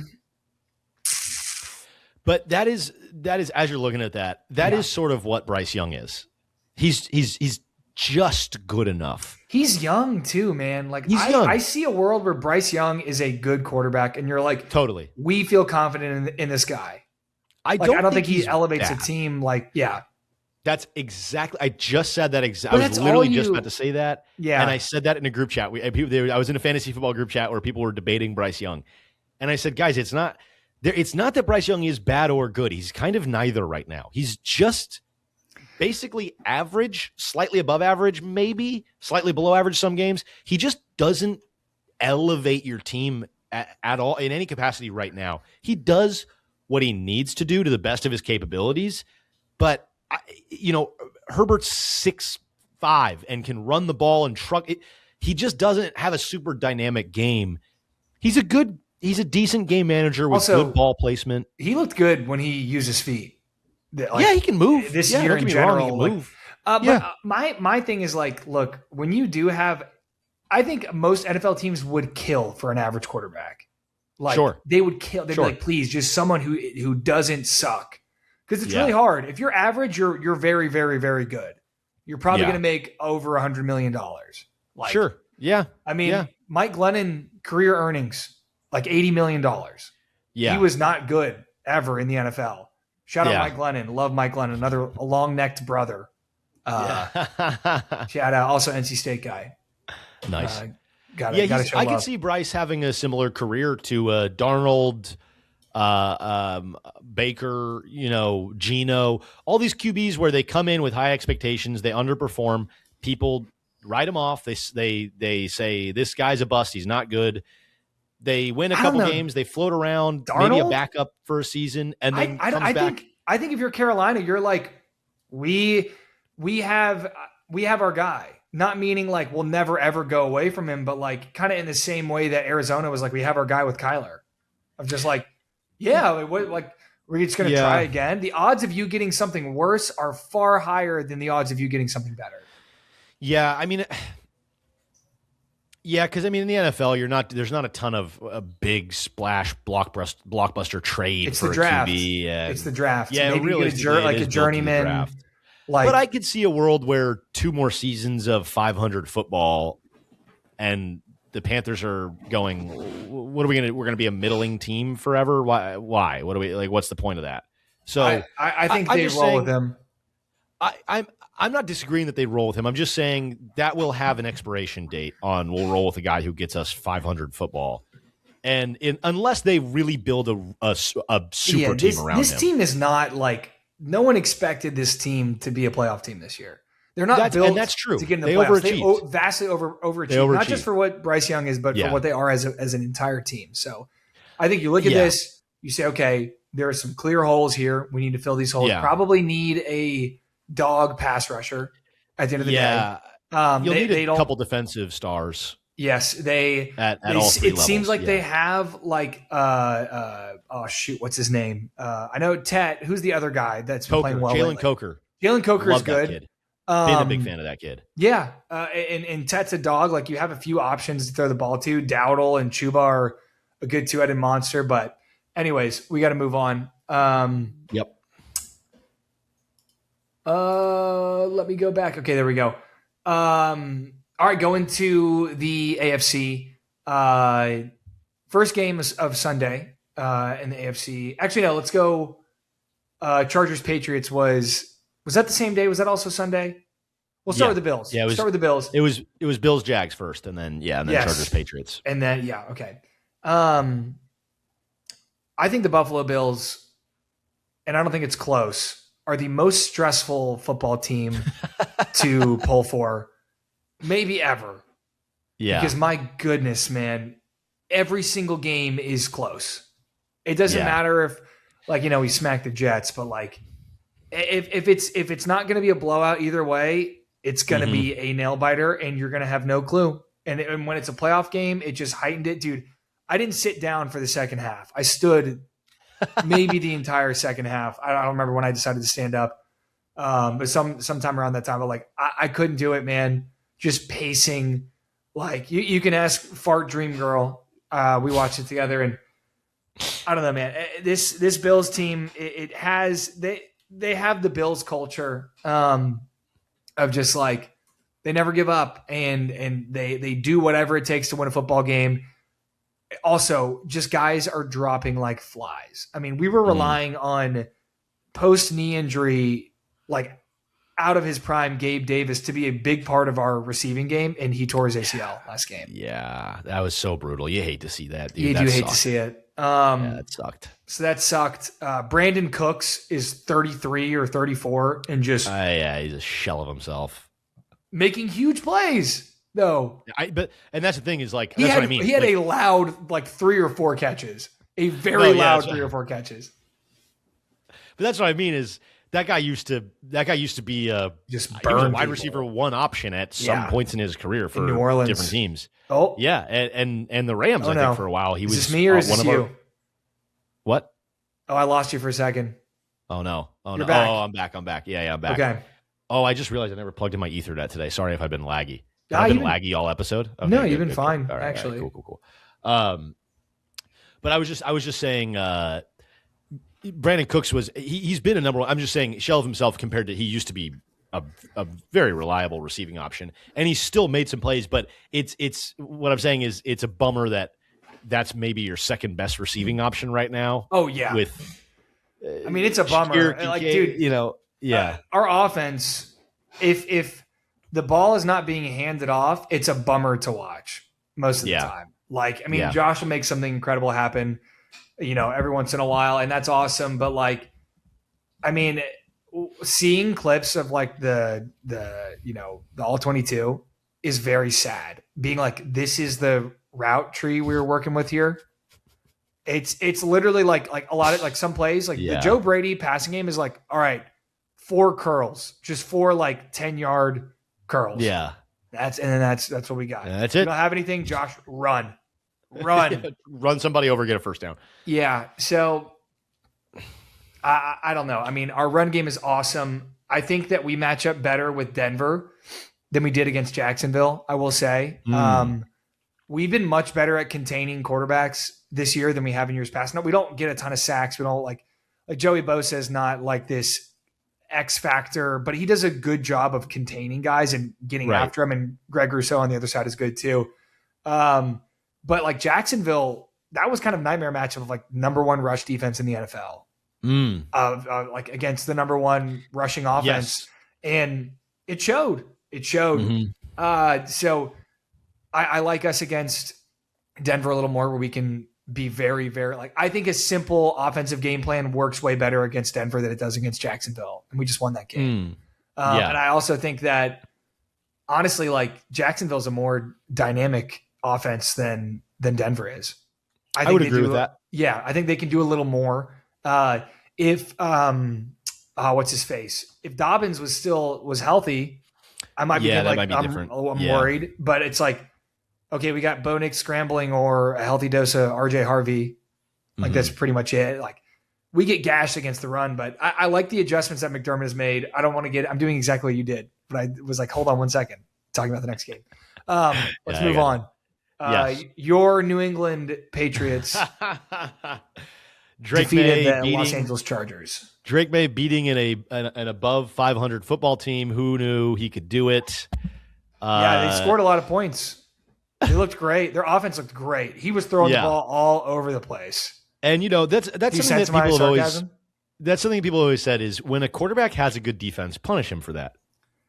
Dude, did you see that crazy like 60-yard pass he threw to Travion Henderson? You see that one? Wait, or is it like a 5-yard pass and Travion ran for 60 afterwards? Did he? So he threw the ball to the right option. Yeah, and he gained 60 yards on a play. I'm not going to do this bit any longer.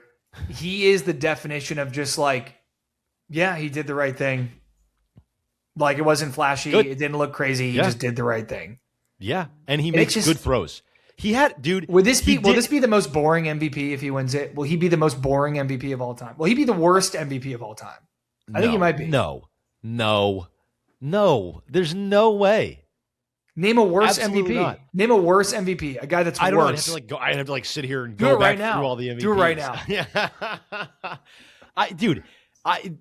By the way, if you look at the statistics of the defenses that Stafford played versus the defenses that Drake May played, yes, Drake May played worse teams with worse records, but the defenses that Drake May played statistically were better on average than the defenses that Stafford played. Stafford just played better like offenses as well, which matters. It does matter because you get the ball back more. You get more chances, and I think that's like totally. That's this game is a microcosm of that. Of like the Chargers defense is good, but they didn't score a touchdown. Like they just gave him chance after chance after chance after chance. Yes. Sure. So do you think? I'd love to see his like points per drive. I wish that existed. Okay. Well, I know his EPA is really high. His completion percentage is incredibly high. So to me, when you go, does mean nothing to me. He's played bad teams all year, and all he's done is make the right decision all the time and score a bunch of touchdowns and be analytically the most impressive quarterback in the league. Everyone's gonna dangle this. Here's where I'm at. Everyone's be like, Josh Allen won MVP, Drake May won MVP. Like, it seems like they're both this. No, they are not. And it's not close. Josh Allen is 10 times better than Drake May. Right now, yeah. And Drake May will never be better than Josh Allen. I will say that right now. He will never, ever be better than Josh Allen. Disagree. That is fucking crazy. If you're telling me Josh Allen's what, wait 28, for the year 2 slump is going to be, because it's year 2. Last year didn't count. Josh Allen started with a slump. So he got that out of the way. He started off not great. Yeah. Like he did. I can agree. Right. I can agree with that. But when they actually, when they get their schedule next year and they got like Lions, they got Niners, and they play good teams. They're like, if you make a mistake, you're going to lose. They're going to get shit down their throat. Drake May is going to be on his knees going, trying to catch all the diarrhea from good football teams into his mouth. Yeah. So you're saying in a hypothetical world where Drake May plays real teams at this point in his career, he will look exactly like what Josh Allen looked like to start his career. But hypothetically, because right now he looks 10 times better than what Josh Allen looked like this far in his career. So you're saying in his worst case scenario, Drake May will look exactly like how Josh Allen looked to start his career. Josh Allen's running back for the first 5 years of his career, it was Devin Singletary and Frank Gore. All right? I don't want to hear about it. It's a real game changer, huh? Dude, I mean, when you have a good run game, you don't have to make plays on third down.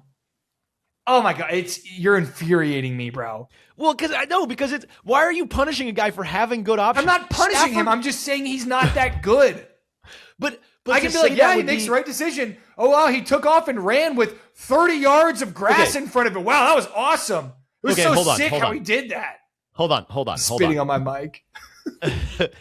Who is the better offensive weapon core between James Cook, Kincaid, and Shakir being your top 3 options, or 32-year-old Stephon Diggs, Hunter Henry, and I get Travion Henderson / maybe Ramondre Stevenson? You're telling me there's a wide disparity between those two? Yeah, but Josh Allen has done it without a run game before. He's been incredible without a run game. I agree. And with a limited wide receiver core as well. I agree. Drake May is doing it with. We're not gonna sit here and say that the Patriots wide receiver core is terrible. It's not. It's solid. It's okay. Worst receiving cores in no, they're not. No, they're not. Mac Hollins is like their third option. Mac Hollins is solid. He had a good year in Buffalo last year. He's so ass. No, he's not. You don't know ball. Mac Hollins is not ass. Mac Hollins is a solid wide receiver. That's crazy. Oh, fuck. That's what did he nuts. do this year? What did Mac Hollins do this year? They don't throw him the ball. They don't have to. Mac Hollins got like 6 TDs in Buffalo last year. So maybe Drake May isn't that good of a quarterback if Mac Hollins isn't playing that well. Let's look at wide receivers that have played with Josh Allen and with Drake May and how well they played with each guy. Let's do that. That's in about our 2-year sample as an of argument Drake May? as a logical of a point as that anyone has made today in this argument. I love Gooch's Patriots 2026 opponents. Yeah, just Bills, their Broncos, Packers. Yeah. Oh, is this actually the schedule? I don't know if they actually came out. That'd be crazy, but this is a lot of. That's way too many games. Okay. Anyway, we need to move on here. But we could talk to her blue in the face. My one caveat to the MVP thing is if you're going to say Drake May does well against bad teams with a good run game, well, Matthew Stafford played well against bad defenses with arguably the best weapon set in all of football right now. So, if we're talking about MVP, most boring. My pick is McCaffrey. McCaffrey should be the MVP. If it wasn't a quarterback award, McCaffrey would be winning it. Yeah, but they should just split it into 2 different awards. Realistically, it should be there should just be 2 different awards. Or you just say maybe the player that had the best season wins the MVP. and you don't set this unrealistically I still think that'd be Drake May in my opinion. But I don't think it's Drake May. But we'll move on. Houston Steelers honestly maybe is not even worth talking about. I wanted Aaron Rodgers to get punished, and he did. It was a pretty boring game. Yeah. I mean, there was a couple turnovers maybe in the first half, but the second half it was boring. It was like 7-6. Woody Marks was getting anything he wanted. Yeah. What's that? I think it was like 7-6 coming out of the boring half. Not boring, but a weird back and forth, low scoring first half. Well, it was just like the Steelers force a turnover at the 20-yard line and they 3-and-out. It's like, Mike Tomlin stepped down. We talked about this before we started recording. He stepped down. I think this was hey, we're going to fire you or you can step down. Right. Right. No, I agree. I think that the Steelers probably go into rebuild mode. I think it's time. Rodgers, see ya. We're going to be bad for a year, get a good draft pick. Maybe they trade DK. Is DK even on contract after this year? Well, I think he was, and then he punched that fan, and his suspension was over. He played. Well, no, the suspension is over, but he lost contract eligibility. Really? There was contract. Yeah, he lost in total. I think he lost $1 million something or $500. Like he lost a ton of money from that, not just in fines, but in contract implications. And future contract implications were that the Steelers don't owe him a ton of money anymore. So he might even just be a free agent for all we know. I don't know what their plan is there, but he screwed himself big time on that. But he was going to get traded regardless, probably. Yeah. Some team was going to go, the Jets or someone will go get him. The Raiders. Yeah. I could see him being a Raider. They don't really have anybody. Jets going and getting him, drafting a quarterback. Jets and Raiders, I think, make a lot of sense. Yeah. All right. Anyway. I know you have a thing. So let's go rapid fire. Let's do our picks for next week. Starting with Buffalo, Denver. I'm going to pick my Bills. I'm going to do it. Okay. What type of game are you feeling here? Slugfest. Actually, I think it's going to be. I say slugfest. I'm going to go like 24-31. Some weird score from one team that's going to end up winning it. I think it might be. I'm going to go a few field goals in there. Yeah, I'm going to go trench warfare here. A battle of a good defense versus Josh Allen and his big O-line and a good run game, and I think it's going to be pretty back and forth. I'm gonna take Denver here, but I think it'll be a one-score game, maybe even a late field goal winner type of game. I think it'll be close, and I think so. We're split on this. Split on that one. Interesting. Okay. And we were aligned on every single game before this, and also I'm super biased here, Yeah, sure. So I'm gonna pick my Bills. All right, Texans Patriots. I'm gonna go Patriots, but I think it'll be a low scoring game again. Just because the Texans defense is great, the Patriots defense is great. Stroud kind of struggled to move the ball a little bit. Nico Collins might be out. I think. Yeah, I think he got concussed. I think he comes back. Okay. Yeah, I'm going to go low scoring game, but I'm going to go Patriots win this. But low scoring as in 21-13 or something. I think the Texans will score a touchdown and get a couple field goals, but I think they're going to struggle to move the ball a ton. And I think the Patriots will find a way to score just purely off of a couple momentum plays. And they're at home. So I think they'll have the crowd on their side. They'll get cooking and they'll get a couple, maybe a takeaway, a defensive touchdown game, One of those games. I think the Patriots will be in the driver's seat. I don't know. For me, honestly, this one's a toss-up. I think this will probably be the best defense that they've seen all year. And Houston found a way to run the ball down the throat of Pittsburgh, who has a very, very good defense. I want to say they were very good against the run this year.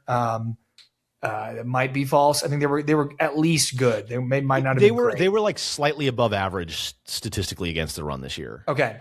They weren't great, but they were fine against the run. So I'm going to lean Houston here, and part of this is because I just believed hard enough that the Chiefs weren't going to make the playoffs, and it happened. So I'm just going to believe really, really hard that the Texans are going to beat the Patriots.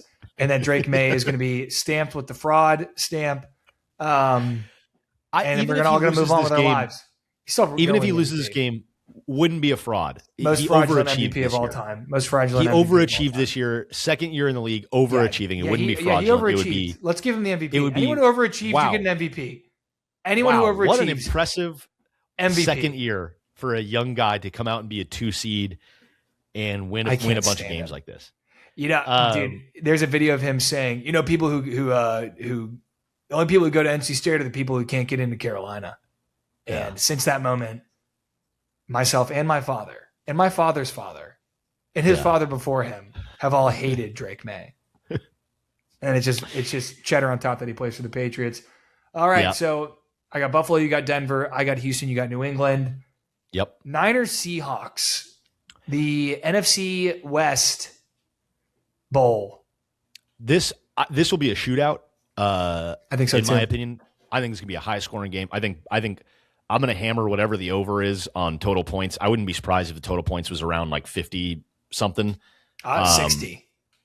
Yeah, honestly, Like 30, I don't know what I could see like a 35-ish. maybe the odds are already out. But I think it's gonna be a shootout. I do think Seattle's gonna win the game. Kittle being out, that's huge. Seattle better the defense. Run game too. That's one of their best offensive linemen. Essentially, is like you get a guy out in the pass game and one of your best offensive linemen out. He does so much for them. Yeah. Yeah. I actually made a comparison. Kittle is the Anthony Davis of the NFL. Supremely talented, does everything you need a player to do, helps you win games.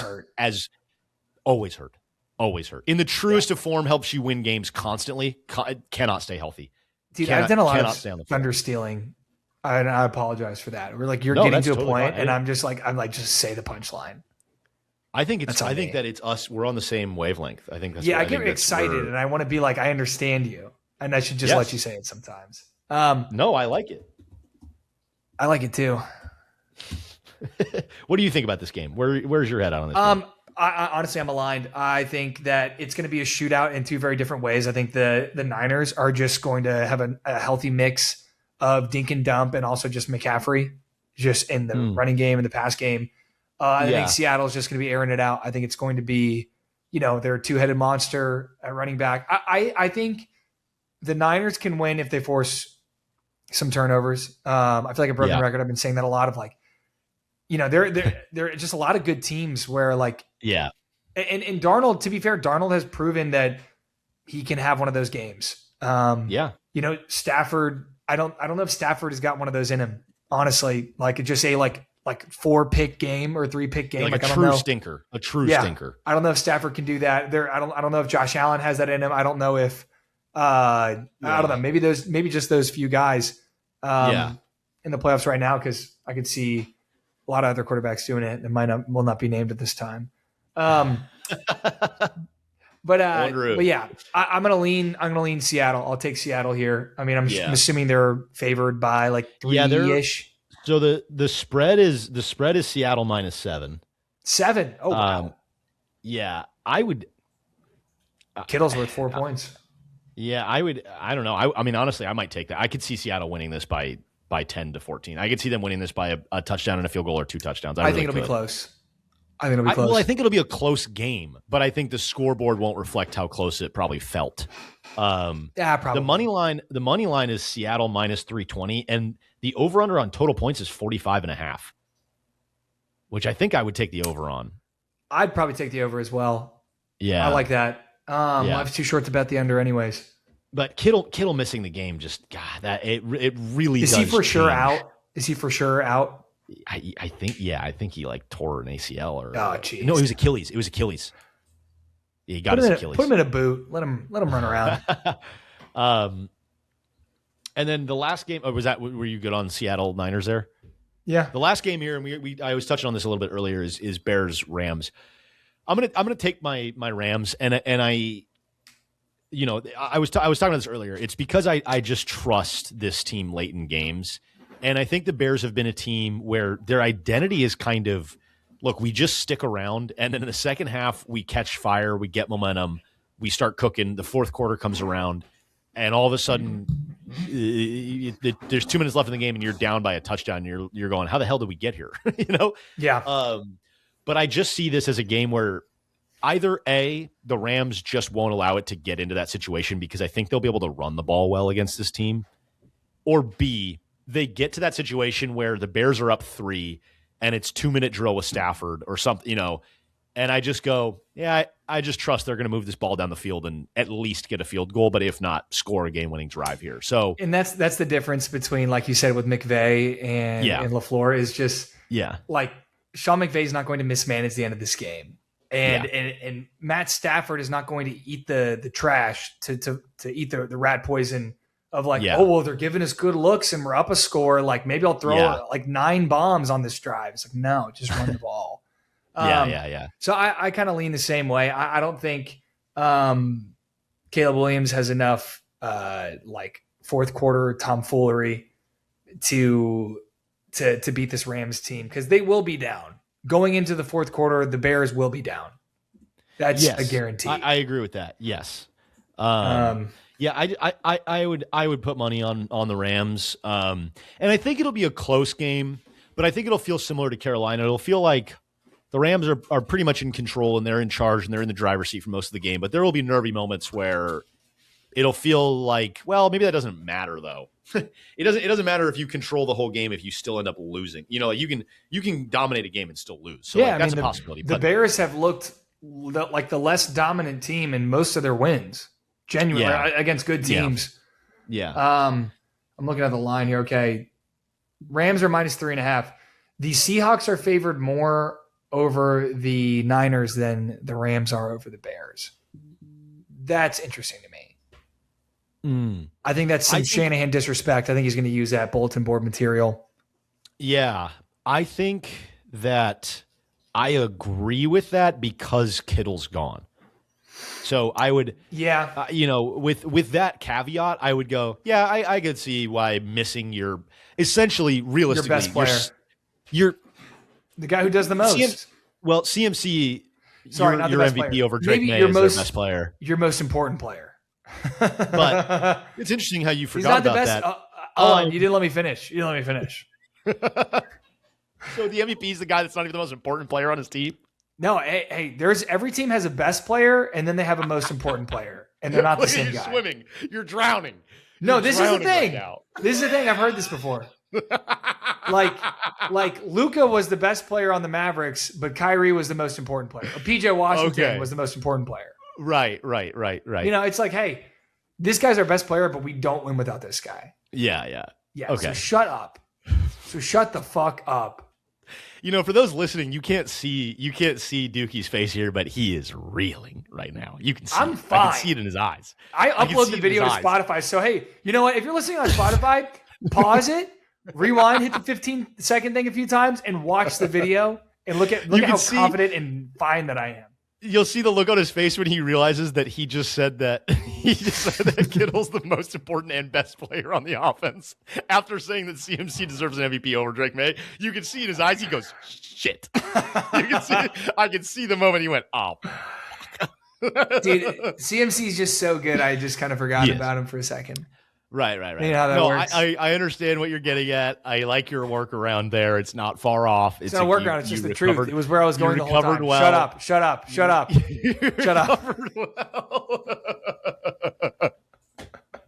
But to that point, it is that offense just does simply move better when Kittle's on the field. Yeah. I mean, realistically, because he is their second or third. Like, I would say CMC is their best offensive player. And then Purdy and Kittle are honestly almost equally valuable to that team offense. They really are. I think they could go in there and win it with Mac Jones. If they're going to win the game with Purdy, I think they could win it with Mac Jones. And that's why I would say that, honestly, Kittle is probably the second most important guy in that offense behind CMC. So, like, I could see why the line would be the way that it is in terms of like who's favored there. Just because I just think that's going to, especially with Kittle being the leader that he is. And I know this gets into whatever, locker room guy, whatever. And there's no way to like put a statistic on that, but we've both been a part of multiple sports teams. We both coached. Dude, when you're missing your emotional leader, like the guy that comes out and galvanizes the team to perform in the highest, that does matter. It does. That's not nothing. Yeah. So even outside of the talent, that is going to hurt them a lot. So I don't know. It's cool. We've got a couple opposing viewpoints here on the in the NFC. I'm sorry, out in the AFC. NFC, I think we're aligned. But AFC, I think we're going the opposite direction on both games. So yeah, that'll be interesting to see who's right there. Yeah.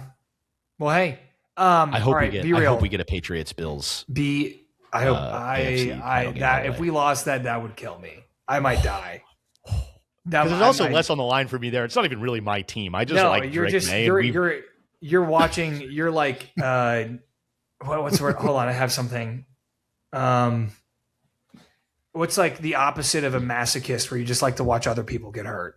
Yeah. Oh. Yeah. I forget the word too, but I know what you're talking about. Yeah, I can kind of just sit back and go. Hey, I mean, I like Drake May, but it's not even my team. I don't really care. You want to dance? You want to literally dance on my grave. That's your goal. If this happens, you're like, I'm buying a flight to Mobile, Alabama, and I'm going to do a little leprechaun dance on Nick's grave. That's what you're going to do. Whoa. That was not intentional. That was not intentional. What the hell, dude? Whoa, dude, you had your CFC moment earlier where you fell apart and you had to get personal and call me a little leprechaun? What the hell, dude? It was not intentional, I promise. Wow, do you guys see? I mean, this is just true colors is what this is, really. Hey. We see we know who you really are now, and that's okay. That's okay. True colors are out, pal. It's okay. That's all right. Own it. Be who you are. But now we know. You're the type of guy that gets personal the second things don't go your way. You got to resort to little leprechaun. Yeah, that's why your mom's dead, dude. Yeah, right. Yeah. Oh my gosh. So sick. I love it. I'm sorry. I'm sorry. No, don't be. That's hilarious. Don't be. It's so funny. I don't care at all. That's hilarious. I love it. That's a great. You're going to come over and do your little leprechaun dance. You're going to bring your little midget ass over here. Your little leprechaun. I genuinely feel bad. Don't. You've seen my content. I make fun of myself for being short all the time. I know, but I'm better than that. And I'm not. There wasn't a moral line that was crossed for me. I'm upset at myself for not having the awareness before I said it. To be fair, I was doing the thing that I do very well, which is I saw a moment to jump on you, and I took that and I ran with it. I did the little brother thing where I went, you made a mistake, and that is now the only thing I'm going to talk about for 5 minutes. Now is that you made a mistake? Yeah, that's good. It's a good bit. I deserved it. Hey, I know who I am. I understand the world the game that I play. I get what I deserve. It's okay. Oh man. Oh my gosh. All right, be real. Well, I love it. How are you on time? I got to go. All right, no worries. I hate to say it. I know I wanted to get into some NBA. You know what? You know what we could do? I could just solo dolo a little NBA talk. Hey, if you want to do that, dude, please feel free. I'll talk a little trade. Who knows how it'll be? This might get a little abstract for the people that are going to stick around. Take a gamble. I don't care. Roll the dice on this. It might go full Rosillo. Hey, have fun with it. There's 4 viewers in the chat, so worst case scenario is 4 people watch you flounder and fail. What's going to be really sad is when you leave, everyone else just leaves. Everyone, it's just like goes to zero. Just goes to zero.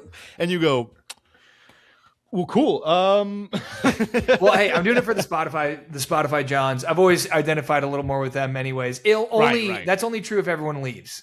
Yeah, if not, right. Otherwise, I fuck with you guys. You've always loved chat. Yeah. You've always loved chat. Yeah. Hey, have fun. I'm gonna mute my mic and I'll turn off my camera and all good. I'll head out. Great pod. Great to finish with a couple digs on each other. Hey, tell my teammates I said hello. I will. I'll let your brothers in arms know that you're ready for them. I will. All right. It'll be fun. Chat. Love you. Dookie. Love you. See you later, dog. Great pod as always. See you later. Yeah. Take care, everybody. Hey, feel free to tune in on the drive over if you want to. I might have to. I might have to see what you're up to. I'm going to tune in. It's going to be stream over.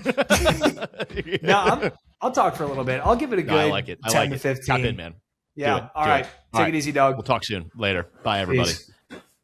All right, now the show gets good, finally. For everyone that was wondering, my allusion to, that's allusion with an A, just This Gooch says, just me and my favorite host. I appreciate that, Chief. My allusion with an A to my future. What did you say, Gooch? What was that? What did I just hear as I was walking away? This is your Did you say favorite host, Gooch? You heard him, Chief. Wow. Everyone getting personal with me at the end here it's a lot of true colors. That's all I'll say. That's the last thing I'll say here. Lots of true colors. I think today, there's fellas. a pot of gold at the end of a rainbow with your name on it, Chief. You go find it. All right. I gotta go. All right. Bye. Peace. But I'm actually going to be joining Connor.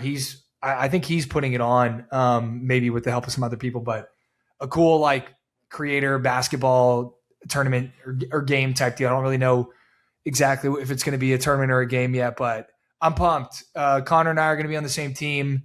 And there's going to be some big names out there. It's going to be fun. I am stoked, and he's having dinner with a few of those guys tonight. But as far as the NBA goes, we can jump right into it with a little Trae Young talk. And I'm going to pull up the details of the trade real quick. But I know it was Trae Young, and I'm just checking to see if there's anything else that I didn't see. But it was Trae Young for CJ McCollum and Corey Kispert. And the most interesting part to me about this is that the Hawks were very, very adamant about the fact that Corey Kispert was to be included in the deal. Like, yeah, you said it, Gooch, traded for a pack of Skittles. It's kind of what it feels like. And, CJ McCollum is a good player. CJ McCollum, in Washington, I think his numbers look a little more closer to the high teens in terms of points because that's what he does. He scores the basketball. He's not a point guard. He is a true two guard. He's just undersized, so he plays the one a lot because guys would rather put a switchable wing out there that can play both ways than have a smaller point guard that maybe can't guard that well, and then also have CJ.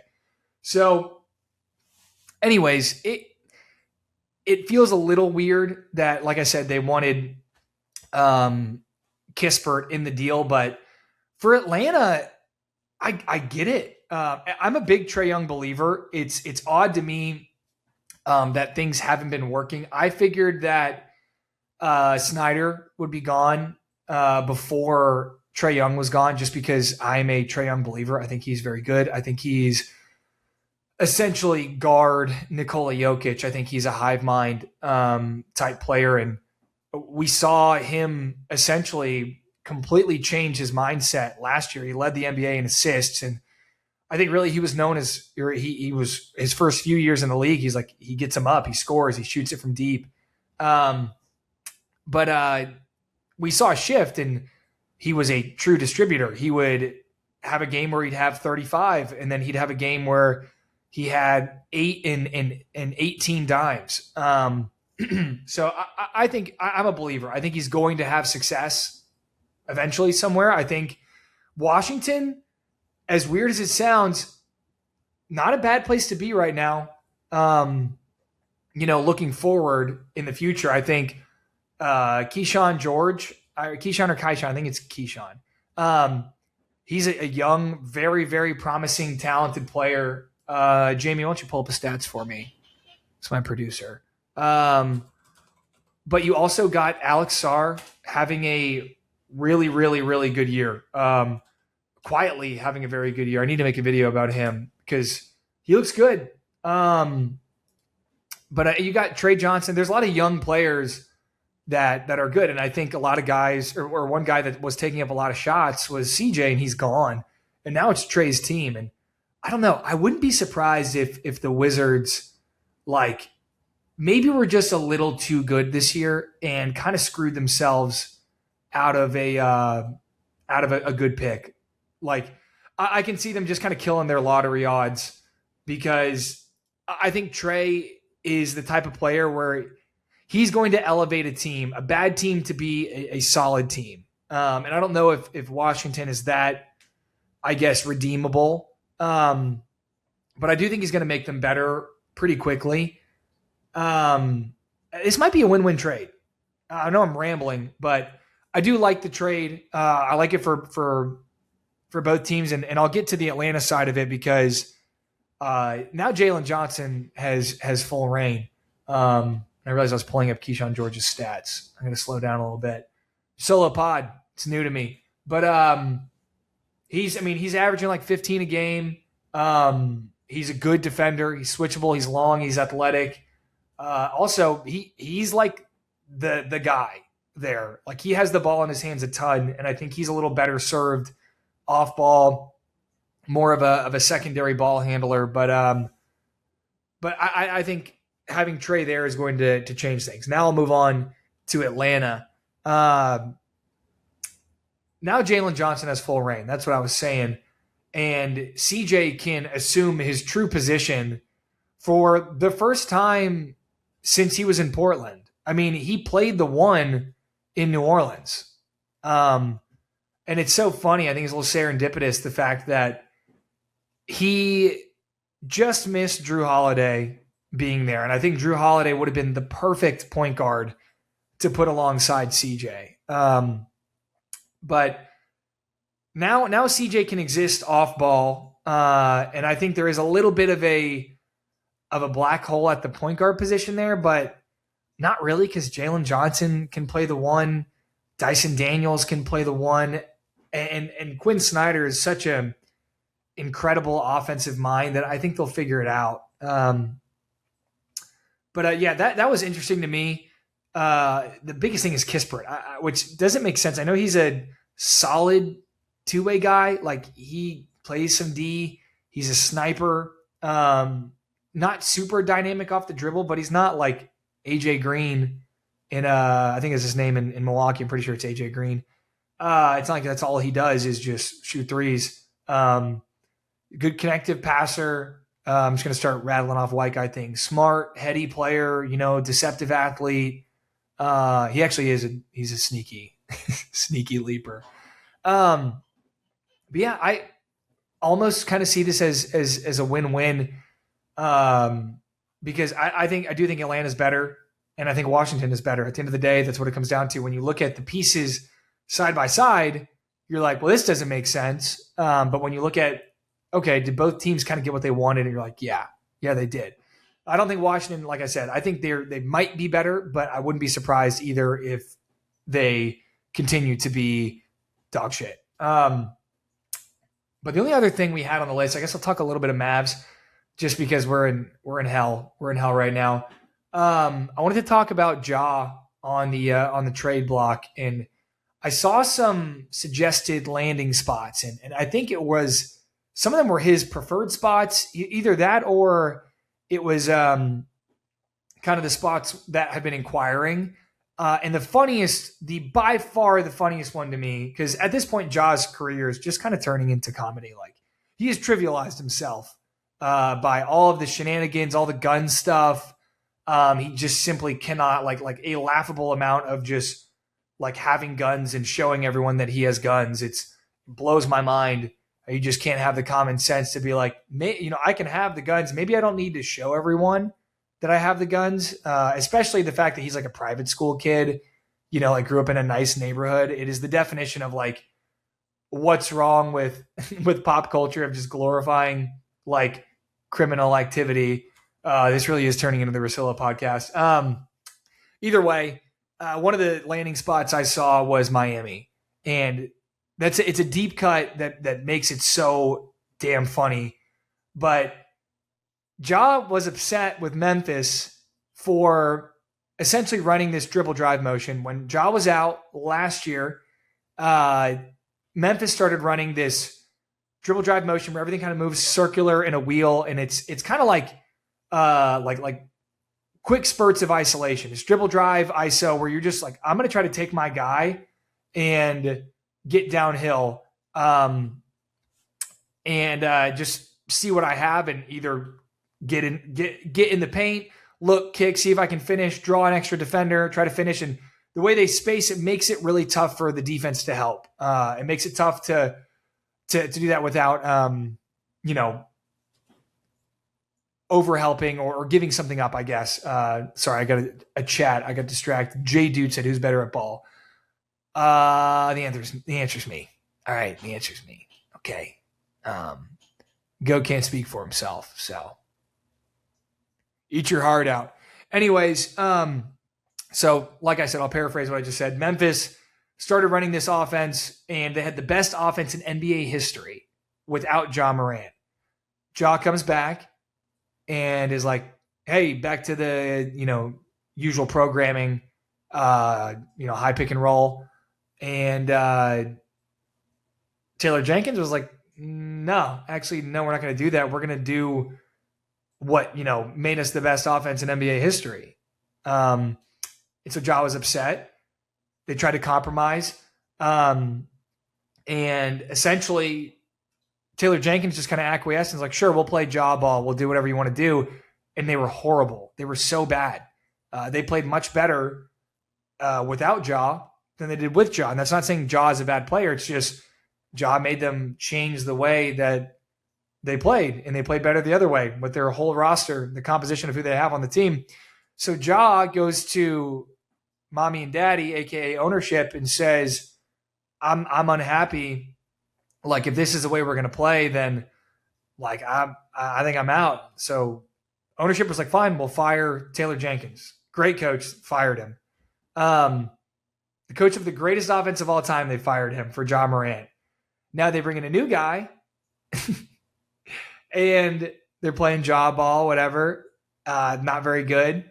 So they start doing what they used to do again, and they're better. And now Ja is like listening to Drake. He's complaining. He's like, I lost my joy.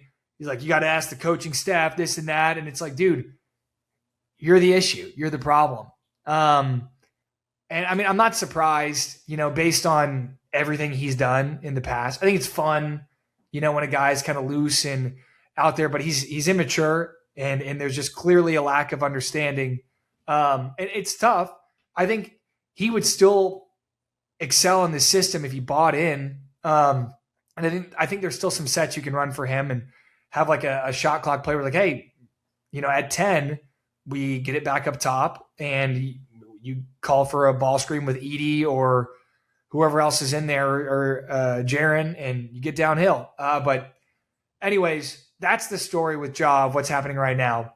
And one of the trade destinations came out to be Miami. Miami does the same exact thing, and they do it better.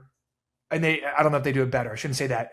They do it at that's all they do. They don't run plays. It is space and pace, dribble, drive, motion, same exact thing. But I don't know. That's why that was funny to me. We got some chats here. I'm going to address them. Gooch called me a bag of Dookie. Sick, dude. That was sick. I see. He said, J Dude said, I feel like Dookie has a bag. Gooch said, a bag of Dookie. Hilarious. Good stuff.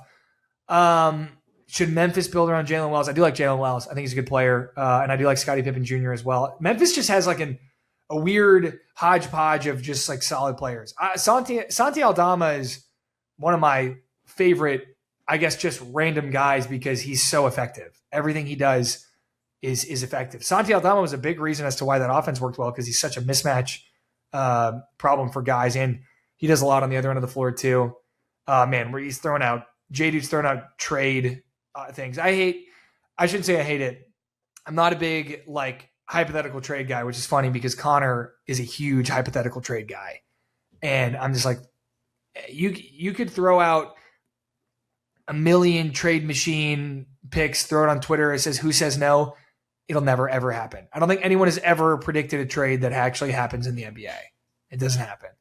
I think sometimes you can predict, I think they're going to move this guy for picks or some promising younger pieces. But as far as picking the team and the trade, I'm like, yeah, I could, Giannis wants to be traded. Okay, cool. Where, what are we doing? Whoa, J-Dude's putting out some crazy chats. Trevor Keels 12 for 12 from deep in the G League. I do know Trevor Keels. He's a dog. I think he had 60 or 50 the other night. Shout out the G League Instagram. Trevor Keels a dog. Anyways, I wanted to talk about the Mavs. I know this is an abstract segment. You're in the Dookie Twilight Zone right now. At this point, I am kind of if we blew it up, I wouldn't be upset. I'm still leaning more toward let's just chalk this year. Let's tank this year. Don't trade anyone. Let's just be bad. Let's let Cooper, be the guy. He's looking better. I'll say this. I gave Jason Kidd a lot of shit for just putting the ball in Coop's hands and being like, go get him, 18-year-old power forward, be our point guard. He's not playing the one anymore, but at the end of the possession, it is just kind of get Coop the ball and everyone get out of the way, which is pretty wild. And he's playing well. He's playing well. But AD apparently out for multiple months. I did get an alert right before the show started because initially the report was that he had to have surgery and was going to be out for like multiple months, like 3 or 4 months, which would suck. Which is, I don't know if we're going to be a playoff team, but I saw a report that said he got a second opinion, doesn't need surgery, apparently. So who knows? The second opinion, J-Dude's on it.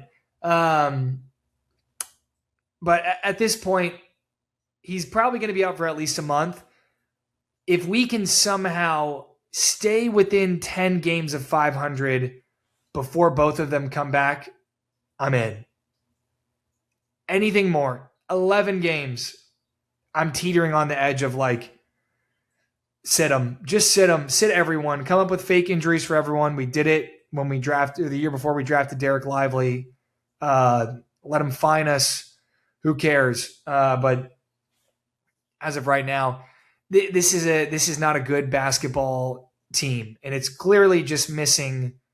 And we're just injury riddled, which everyone said, oh yeah, you trade for the most injury prone guy in the league, and you wonder what happened. J-Dude, you missed it. Goat is gone. J-Dude has sent, I think, 15 chats in a row. Goat had to go to dinner, and I wanted to talk NBA, so I just decided to go solo dolo. But